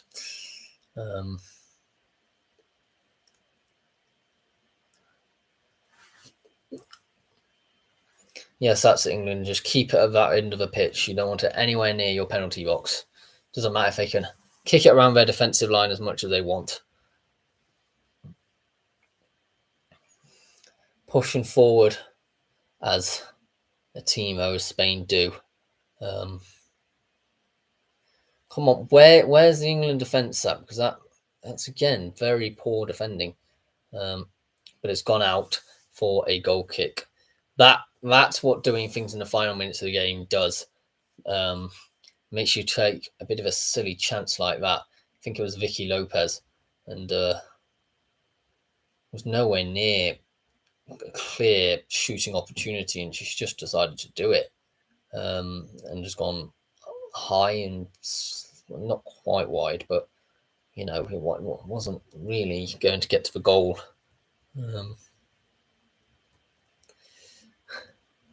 Everyone clock watching right now in the final 30 seconds. It's really not great at the moment. I'm feeling it's going to be another game going to extra time. We've got 15 seconds left. Spain on an attack, which is probably the final attack of the game, if I'm going to be honest. England just need to see this out. If they see this out, then they will go into extra time. But it's very nervous. For those who are just joining in, it's 1-1. And that's it. I'm going to extra time.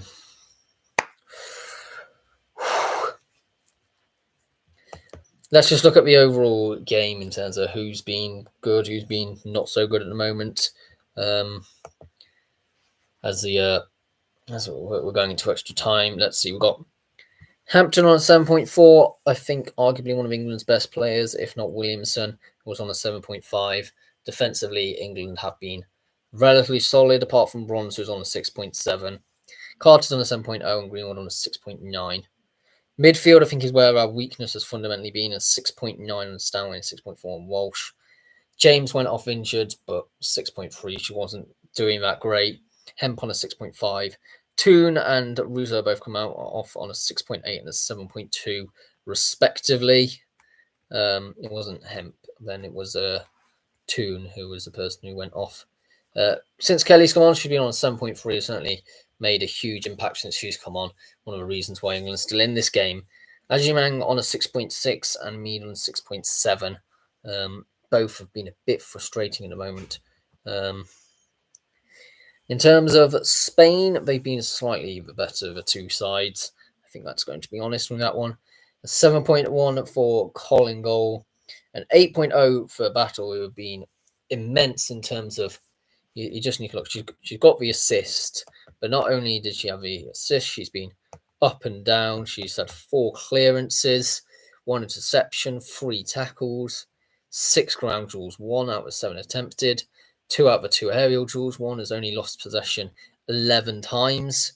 That 89 touches, 55 accurate passes made out of 65, so 85% accuracy. 1 accurate cross out of the 2 she's done. So yeah, she's created 1 big chance and 2 successful dribbles. What more can you ask for from Battle there? 7.3 Paredes in who's the captain of Spain. Alexandra on a 7.1 and 7.5 for Carmona. I think Carmona was being fairly decent as the other wing back actually as well. In midfield, 7.5 for Bonmati, 7.3 for Guerrero, and 6.9 for Pateas, who has definitely been a weak link. And Claudia Pina has been slightly better on a 7.0 since she's come in. I think that's slightly unfair. I think she's done a decent job at the moment.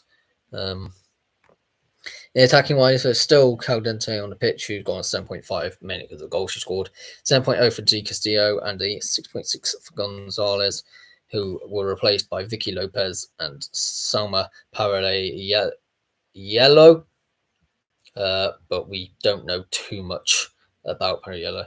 But currently, the woman of the match is probably going to go to Battle. But there's still a whole extra half hour to play.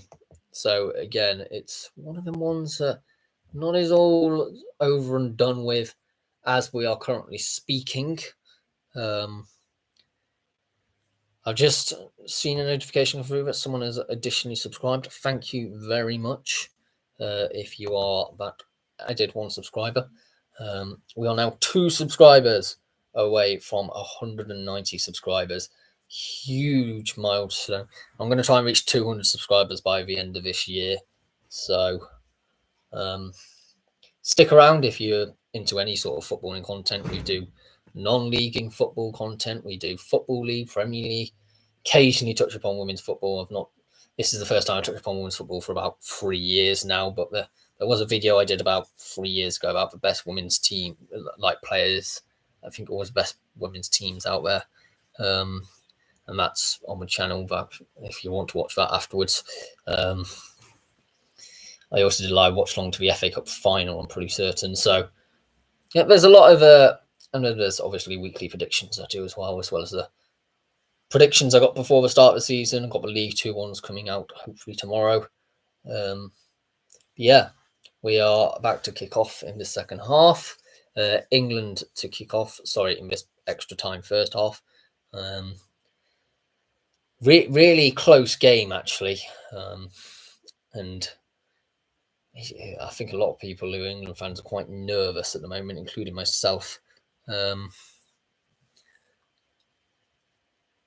on. Load a whistle, ref. You know you want to. Right, there you go. We are off. It was always going to go to half extra time, wasn't it? Always likely to.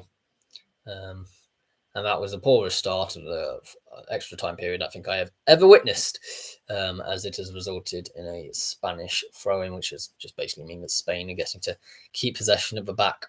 The real question is whose legs are going to be able to last the longest. I mean, England have had a fair bit of extra time in their time and a few penalty shootout scrapes as well.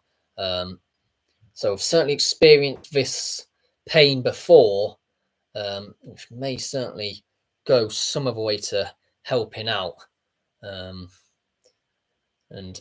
Spain at the moment, everyone's in the ascendancy, and that's gone across the face of the goal. And England can thank their lucky stars that that's not had someone turning that in, because that would have been disastrous, to be honest.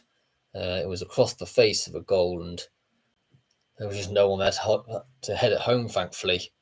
It's going to go into a corner, but England have dealt with that incredibly well. There's no outlet, though. There's no outlet.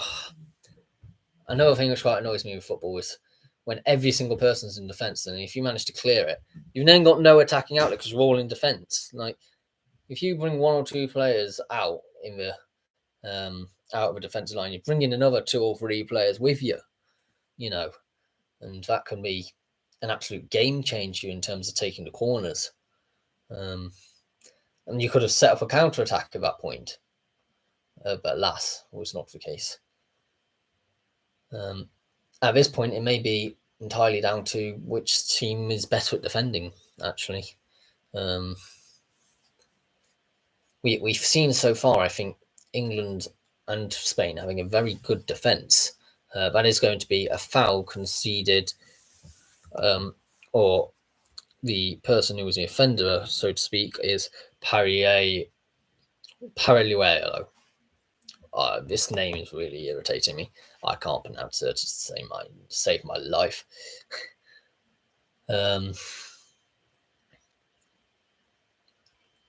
England's finally piecing together some passes. I mean, there was too much on that pass, absolutely too much. You're not going to get anybody, especially a 13-year-old, Mina, it may have been the person who was meant to be receiving end of that, but she's certainly not going to get there. It's all about expertise and experience at this point, and Spain, again, are breaking through on this counter-attack. But yet again, England's defence more than managing to deal with it. So it's always nervous, we're just watching this clock tick down, and it's just...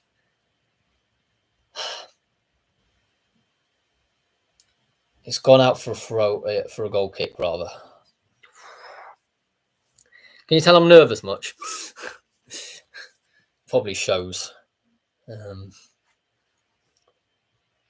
You always want England to do well in an international tournament, no matter what the side is.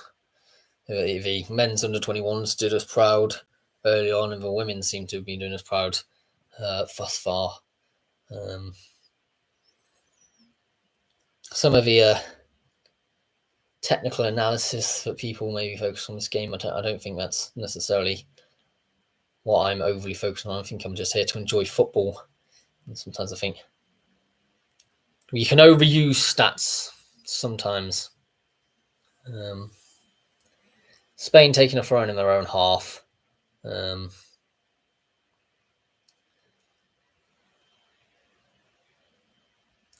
Thing is, this is where mistakes start happening.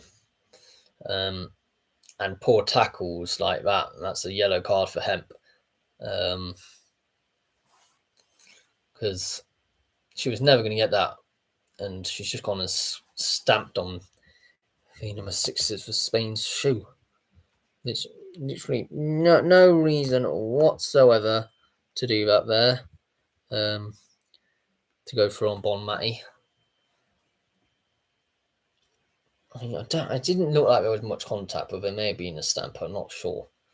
But you just didn't need to do it because you weren't ever going to get the ball. And you've just got another player on a yellow card, especially in this extra time, and tired legs. Everything becomes so much more achy, so much more irritating. Another foul conceded by England. This time by the Stanway. I just don't think these needless fouls, which will create needless pressure. Oh my days, England. Do you mind not giving us a heart attack with that defending? But real edge of your seat sort of things at the moment. I think, come on, Ajimang, go and carry on pushing because you got fresh legs where a lot of these players don't, so you can force a mistake from some of these defenders. And that may be England's outlet here, actually, is pressurising some of these, because you're less likely to change defenders' bodies and more wanting to change attackers, especially as it goes towards penalties. Well, if Ajiman can get herself in the attacking bit. Hemp's tried really hard there, but you can just tell the legs just weren't enough. And Spain coming onto an attack now, but well defended by England. I think Bronze is completely down in a heap. She's just kicked it out for a throw in. She's going to need to be subbed. She's absolutely finished. Her legs have completely gone.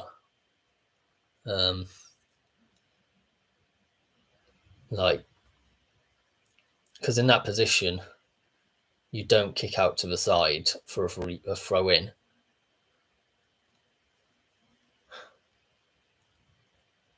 This is when you see some really bad Spanish sportsmanship, I imagine. Because England could have just gone and absolutely walleyed that down the pitch, but instead they decided to kick it out to get some assistance. I just think Bronze needs to go off. I'm going to be realistic because I think you're going to need someone. You're just going to need fresh legs. I don't know who that could be. Someone can be a hero.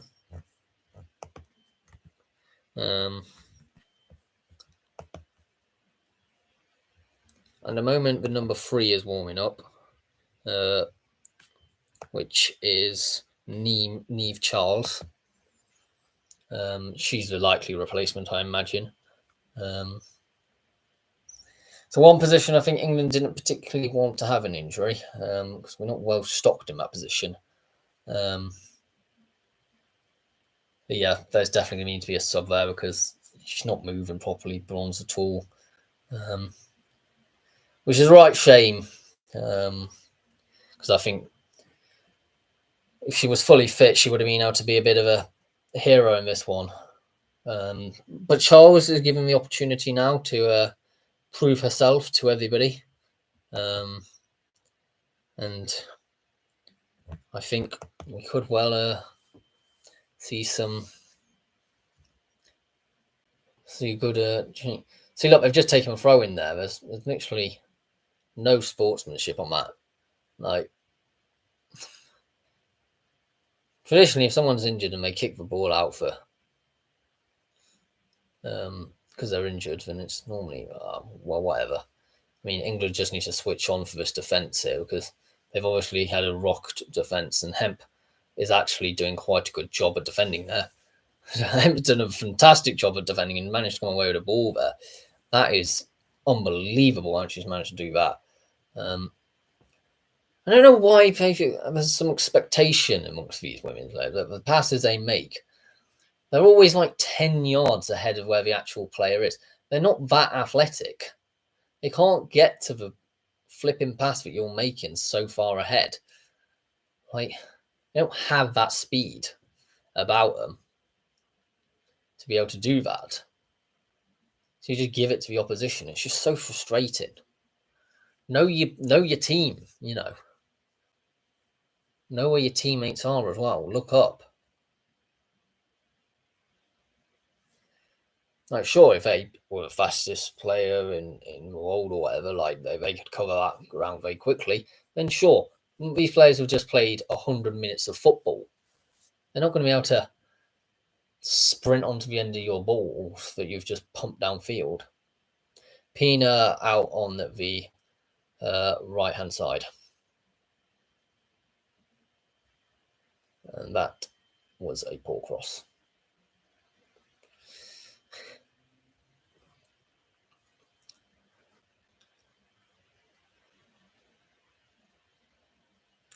Well, it was a cross-come shot. I don't entirely know exactly what it was, but it was rubbish, whatever it was. It went behind in the end.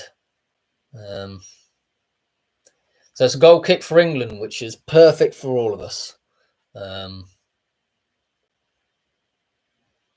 on. She will be important in the penalty shootout if that's what it comes down to.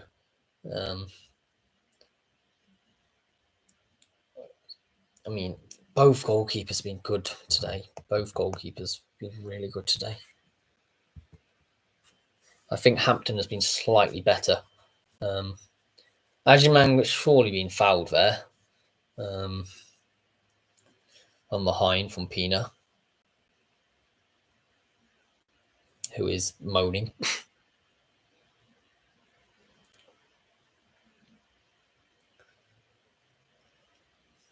England's time to have a bit of a spell of possession, I think.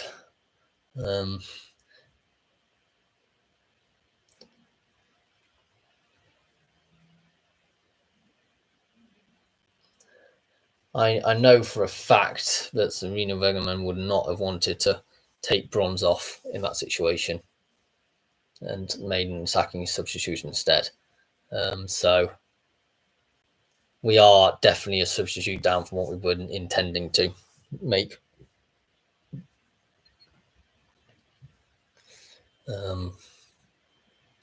I trust this side more than most of the times that I actually do to win a penalty shootout. Because they have proven themselves time and time again to be being able to perform in this end stages of a game, which is definitely slowing down now. Sloppy tackles all over the place.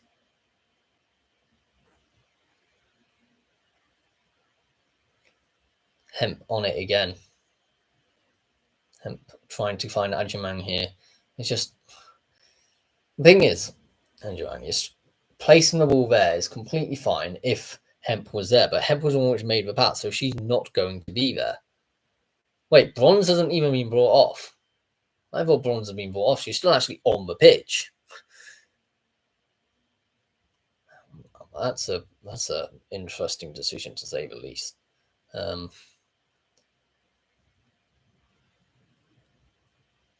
There was no what? How is that being given as a free kick? That's absolutely outrageous. She made full contact with the ball there. She made full contact with the ball. And then she's gone down like she's been absolutely shot. Yeah, she's slightly clipped her other ankle. Now, number 12. Absolute disgraceful Guerrero. I can't believe that. That was not a free kick worthy tackle. She got the ball.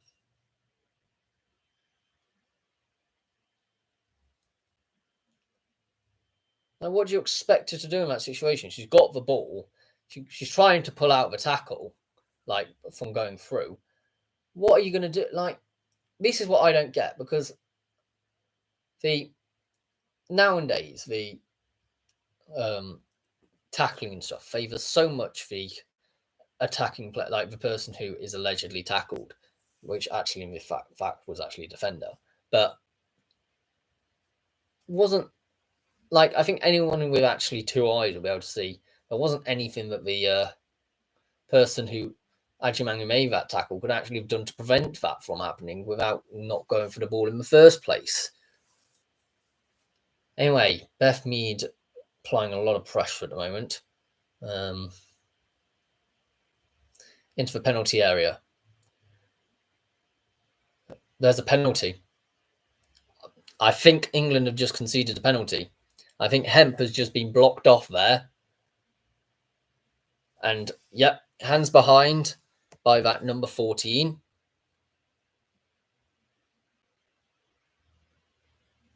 Like, Laia Alexandri.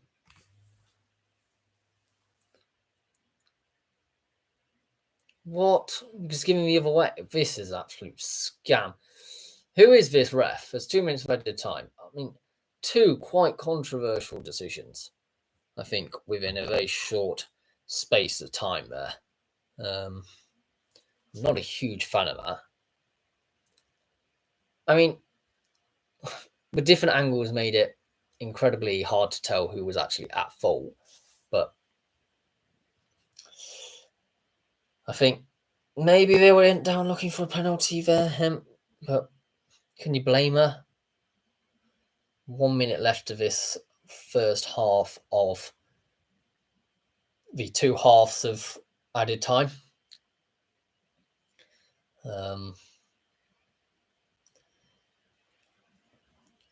Stretching play is really going to become a thing, I think, in this final 15 minutes coming up.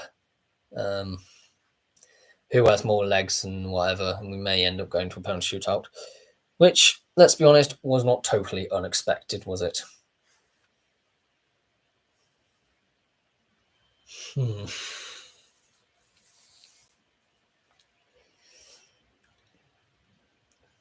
Spain on the attack. Like, there's no one picking up any space either. I mean, thankfully, everyone's too tired to even actually be able to mount an attack at this point, because Spain could have definitely, if they had fresh legs, do something with that position, but thankfully did not.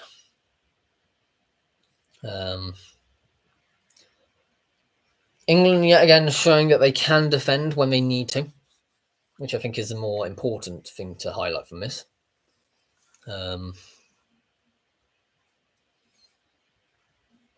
Because, yeah, some of the crosses, I think some of the crosses have definitely been lost in ability since we saw a change on that wing from Castillo. I think I just don't think Vicky Lopez is as good. Okay, so it's half-time point of this extra time interval. And do you think this is going to penalties, or do you think it's actually going to be settled in this final 15-minute period? It's really hard to say. I think I'm erring towards a penalty shootout, but some of you may turn around and say, no, it's definitely going to end in extra time. And she may well do. And if so, which side is more likely to win it? I think it might be raining out in Switzerland. It's one of the things that concentration is the most important thing at this point in time. No silly mistakes, picking up your people, you know. When you're marking, you gotta make sure you stick tight. Don't give away needless free kicks. It's all about that concentration. And those who have been brought on with a bit fit legs go forward, try and apply a bit more pressure on the defence. It's certainly an interesting 15 minutes. And I think you gotta respect England. They've been here before. If you just have a look at England women's route to the final, they had to get through a penalty shootout against Sweden. They had to go to extra time against Italy and won in the 119th minute by Chloe Kelly. Can they do it again? If they can do it again, I would be overjoyed, let's be honest. Spain to kick us off.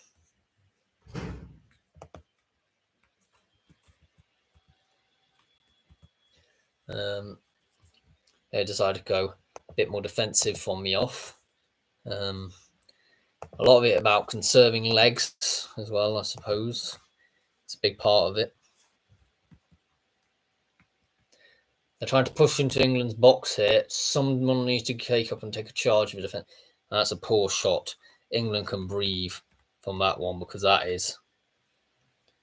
was poor.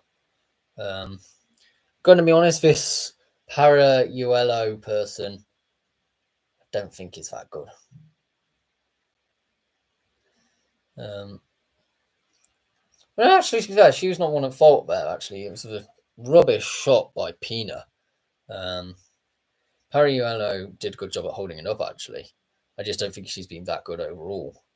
I think she's whined a bit, and I don't think has offered much going forward until recently.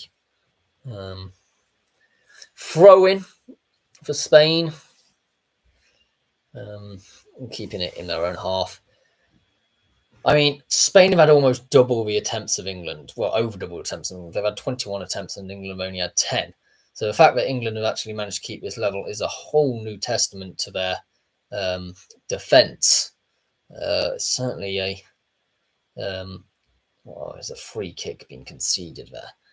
This is what I was talking about literally, 2 minutes ago. Don't concede sloppy free kicks in the edge of your box. Like, there was, to be fair, there wasn't much in there, admittedly. I think it was a 50-50. They're both gone for the ball. But it's just frustrating to see, because it means that you're then immediately under pressure. Pina has got another opportunity to whip one in.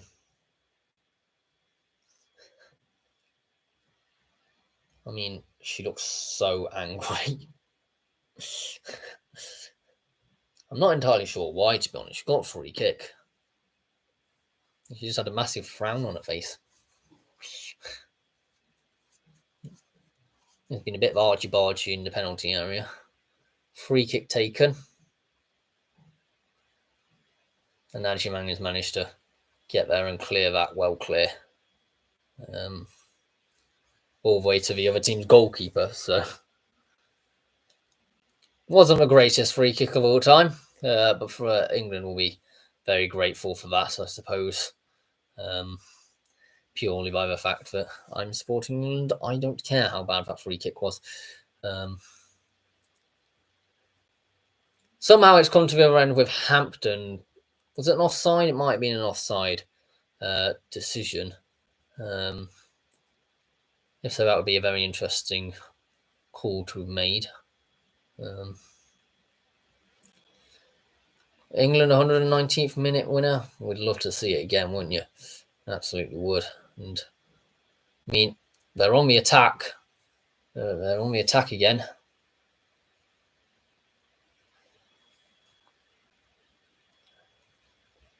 Ooh. All a bit physical there. That was a bit of a coming to blows, a bit of a slide tackle there. It was definitely a free kick.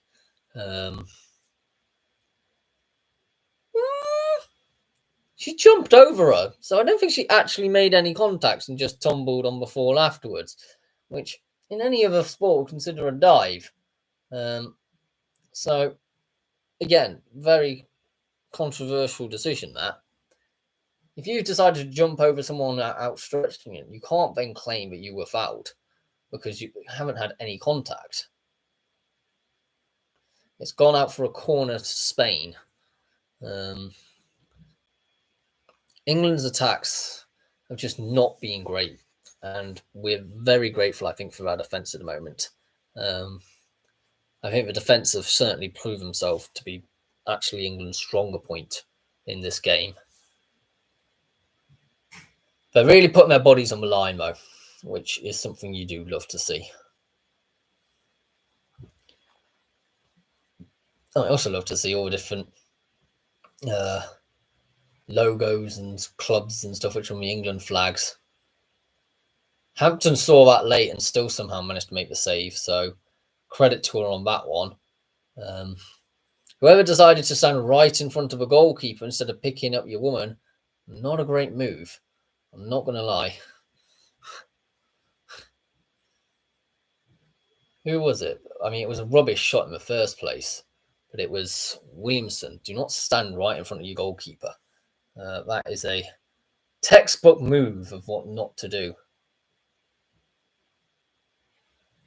This Pina person picks up so many fouls against her. She's like flipping Jack Grealish. Only thing she seems to be good at the moment is picking up fouls all over the place. I don't know if that's because she's like a threat, which a lot of people see that, like a lot of England players are seeming to want to try and nullify, or what. But at the moment, compared to some of her previous games, I don't think she's done as much as I would have expected. A rushing back of Spain, who have been totally dominant in this game, let's be honest. Especially that battle. It was an 8.8 on social score. Oh, I just missed there. There was a chance for Spain to score, but it was well dealt with by Hampton. To be honest, didn't really challenge her that much in the slightest. I think some of the attempts have been a lot weaker in this period of extra time. A bit of head tennis going on. That's gone out for England throw. So how are your nerves doing, eh? How are your nerves doing? Final 10 minutes. Do we want a 119th minute winner? I don't know. I'll take it. I'll take it, but it would be exceptionally hard, I think, to endure and stomach. I mean, at the moment, Spain are the only ones who are really looking like winners, but then again, they just can't seem to hit the target, as yet again another one goes high and wide, and an incredibly poor shot, that one. You can see why these lot weren't the people on the starting sheet, because that is a horrendous shot by the number 15. It's just gone. It's not gone to anyone anywhere really. It's just still probably looping to this day. That by what was Lelia Ohabi brought on? 106th minute for Carmona. I did not even realise that happened. I must have completely missed that. There is a player on the floor. I think it's the number 8 for England, which is Stanway. She's back on her feet, but a lot of the England subs getting prepared, I think, to potentially come on. She's been taken off by the medic, so we remain to be seen whether she can come back on. I think she's been quite average today, to be honest. And I think that's a bit of a damning indictment, is that you can't be average in the final. You gotta be your best, and that's unfortunate, but she's not been really. Just over 5 minutes left, if we ignore any stoppage time, and that's in itself going to be probably a very important 5 minutes, as Hemp's tried to make their way forward, and surely that's a corner. It's a corner. Well worked by Hemp. Stop complaining, number 15. You were the last person to touch the ball. This is a great chance for England. It was a tackle by that number 15 who came on, who I think first of all has been absolutely useless. Change for England. I think the Stanway day is over. Yeah, it is. Stanway is coming off, and Grace Clinton is coming on in her place. Kelly to take this corner. I think get some big target people up there. What happened there? There was some pushing in the box or something, so I'm going to retake the corner. That's confusing. This always happens, doesn't it? A load of pushing in the box. Like, I mean, very grateful because that was a rubbish corner. It really was. Come on, much better corner here. Oh, it's claimed well too easy by me. And There's some protesting going on. What? I don't even know what's going on at this point in time. There was somebody that fell on the floor during the middle of that.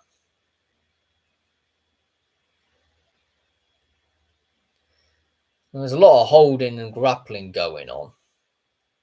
But yeah, I mean, I hate the grappling which happens involved in the corner. It's just really not needed.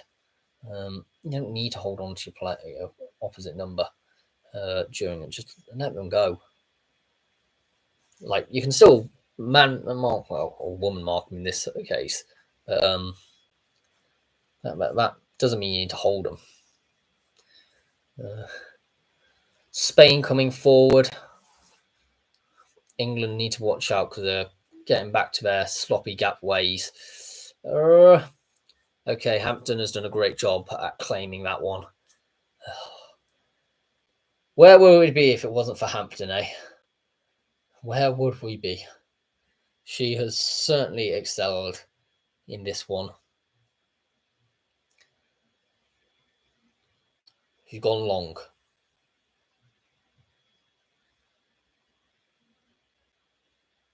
Somehow Spain have come away with that despite England players surrounding her.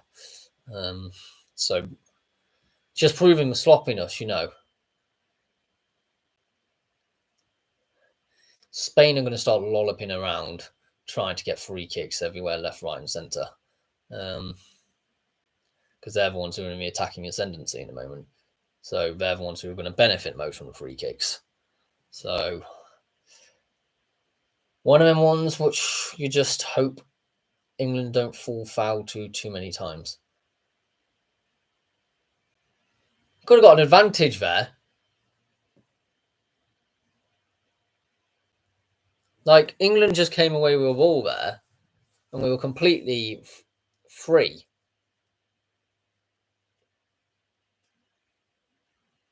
It was a vantage play, surely. Unless they're somehow giving it, away. What is going on? It was a 50-50. It's just such a perplexing decision. This referee needs to really stamp some authority on this game, because she's in a moment running an absolute amok of the whole system.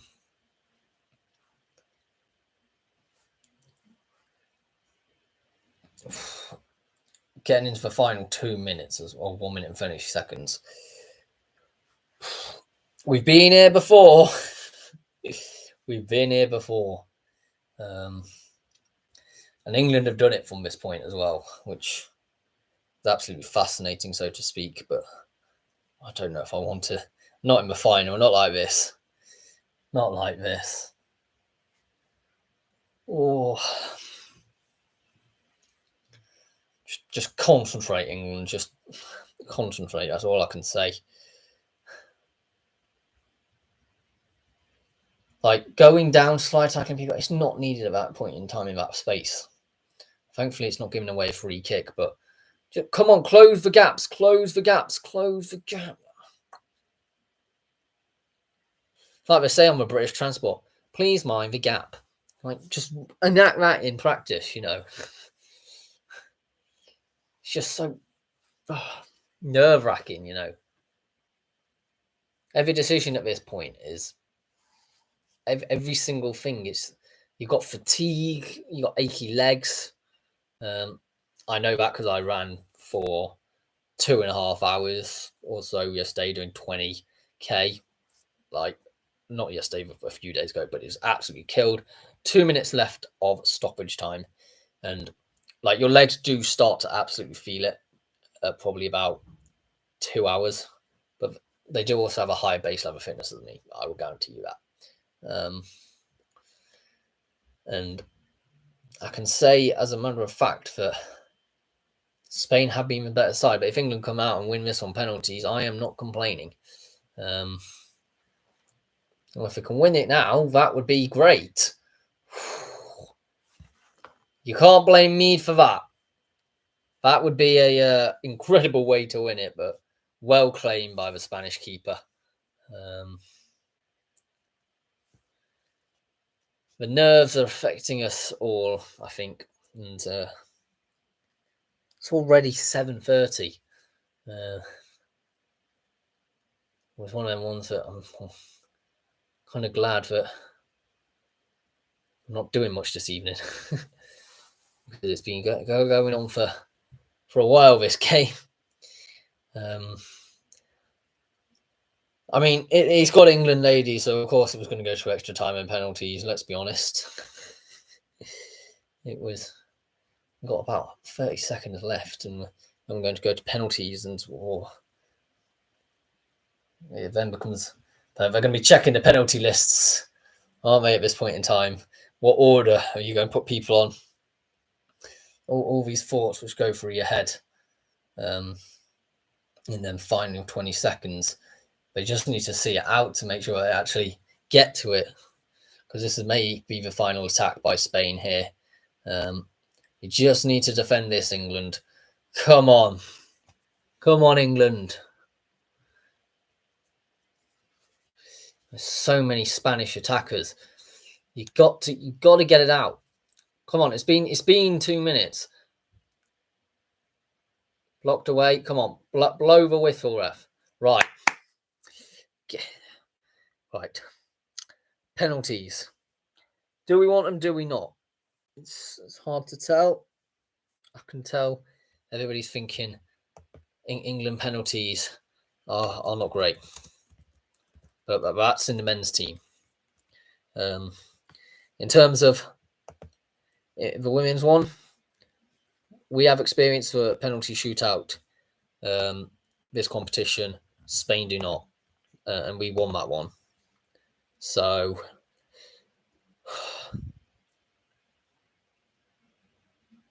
I mean, the Lionesses have been a great credit to get this far.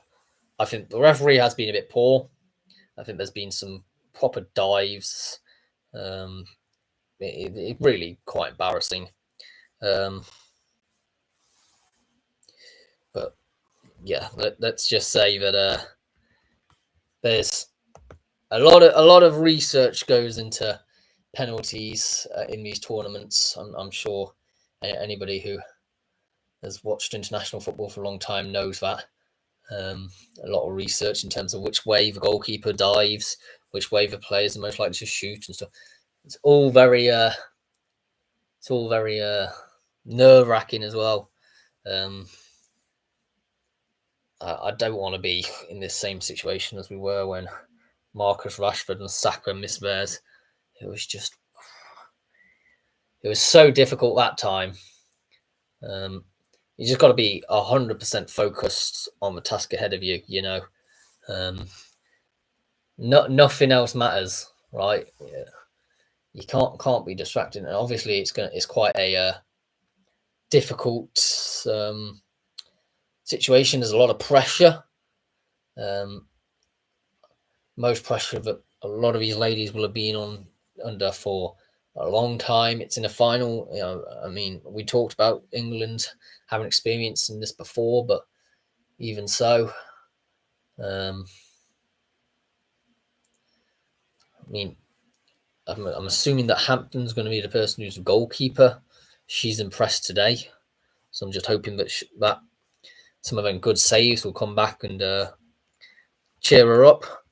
Collar's also been decent. I've seen a 9.0 for Battle, by the way, on the SofaScore. I don't think I've ever seen a person get higher than 8 point something on SofaScore. That is mental how good she has been today. So she's definitely deserving of a woman of the match, whatever the end result. Sure, that isn't just from the cross. That's from her all round game, to be honest. Right, come on. We want to see some good penalties here. They're going and shooting in the England end.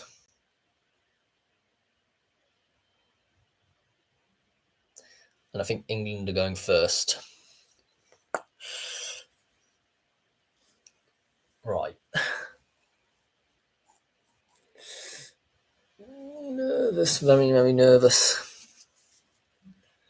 Everybody's really glued to their screens now, and I don't know what to say. I'm a bit lost for words, to be honest.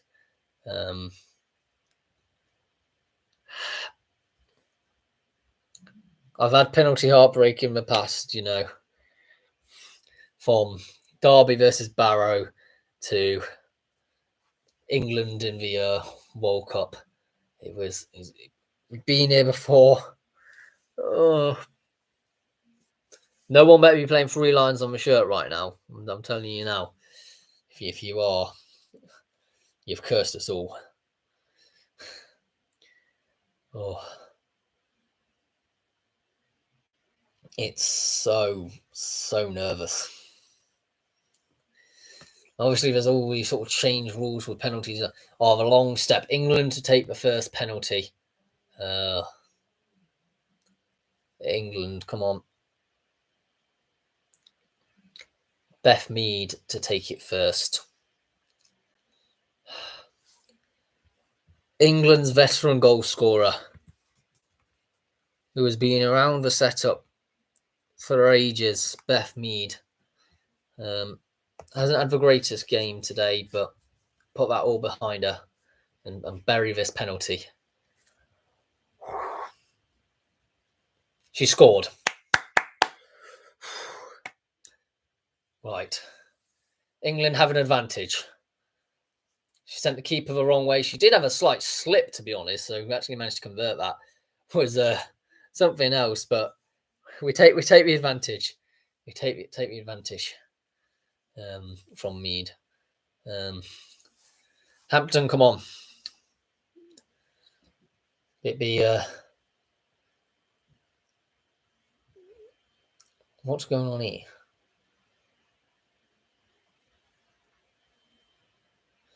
There's a penalty kick review. What? An irregular kick. What?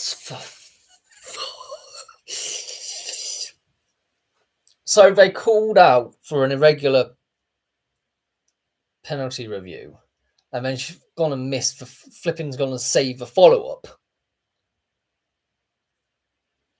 Forever known that this referee is biased. I don't want to have it. I'm not having this. That is absolutely disgraceful. What has happened there is nothing short but embarrassing. That is horrendous.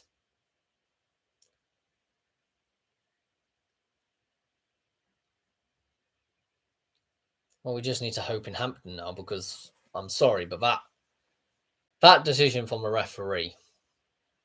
Oh, and she's not covered herself in glory, because that was definitely savable. Spain are going to win, aren't they? You can just feel it, can't you? Spain are going to win.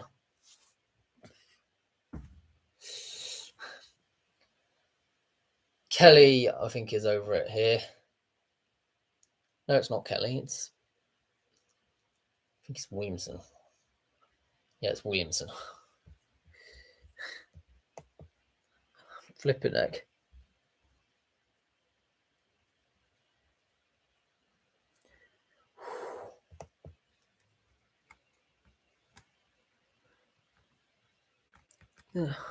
Greenwood.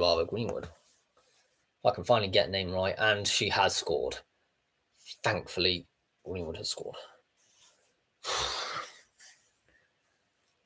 We need Hampton to make a save. Come on, we need or one of the Spanish players to miss. Because at the moment, England are going home. We're runners up, Enel. But number 8 is stepping up. The number 8, Caldente, who scored the only goal for Spain in this match.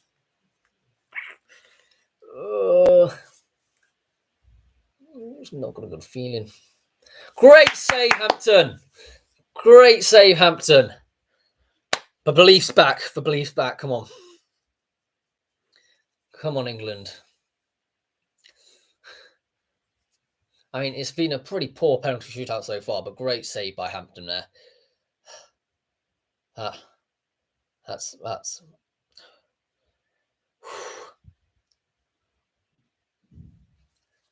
Come on, England. Come on.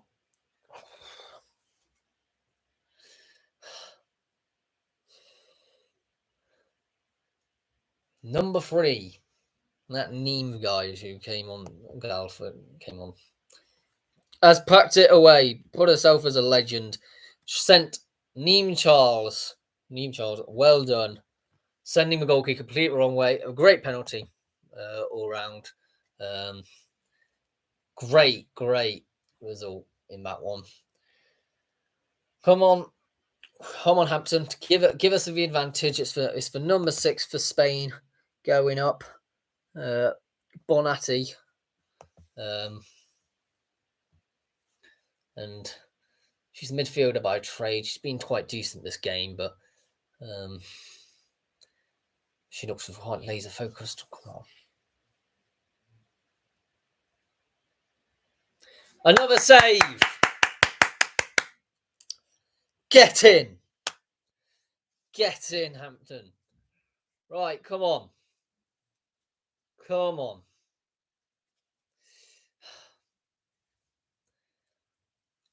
I believe in you, England. Come on, England. Come on, England.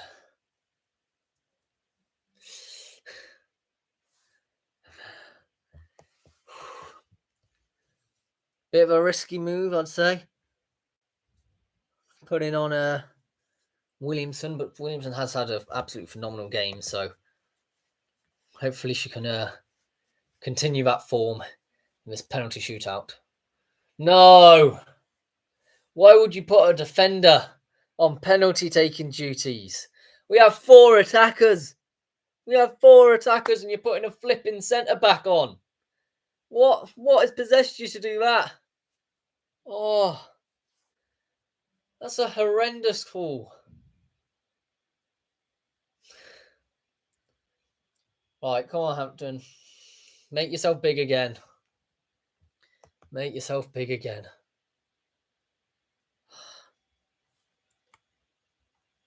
It's this Parilueo person who I might actually need to learn how to pronounce her name when she wins this game for Spain. She's missed. She is absolutely shocking of a player. I'm sorry, but that is by far one of the worst penalties I've ever seen. Horrendous play all round. Yeah, that's not been she's not covered herself in glory there, but we don't care because we're supporting England here. We don't care about any of them Spanish players. We just need England to score. If England score this, we win. And we're sending up Chloe Kelly. Come on.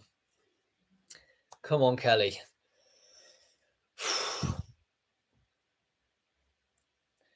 Oh, a lot of pressure. A lot of pressure. I wouldn't want to be the person taking this penalty. So much pressure. Get in! Get in! Yes! Get in! Come on, England! Come on! They've only gone and done it! They've only gone and won a penalty shootout! You can take your paella and fuck off home! Fish and chips for the win. It goes out to all you English people out there. Oh, we are well and truly in this version of a game, in a women's game.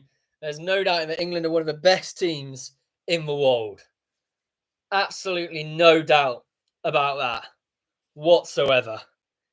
Like, whew, I don't know how much my nerves can take it. I can't believe he just could have done that. He just could have done it. Go on, you Lionesses. Putting the men to shame, really.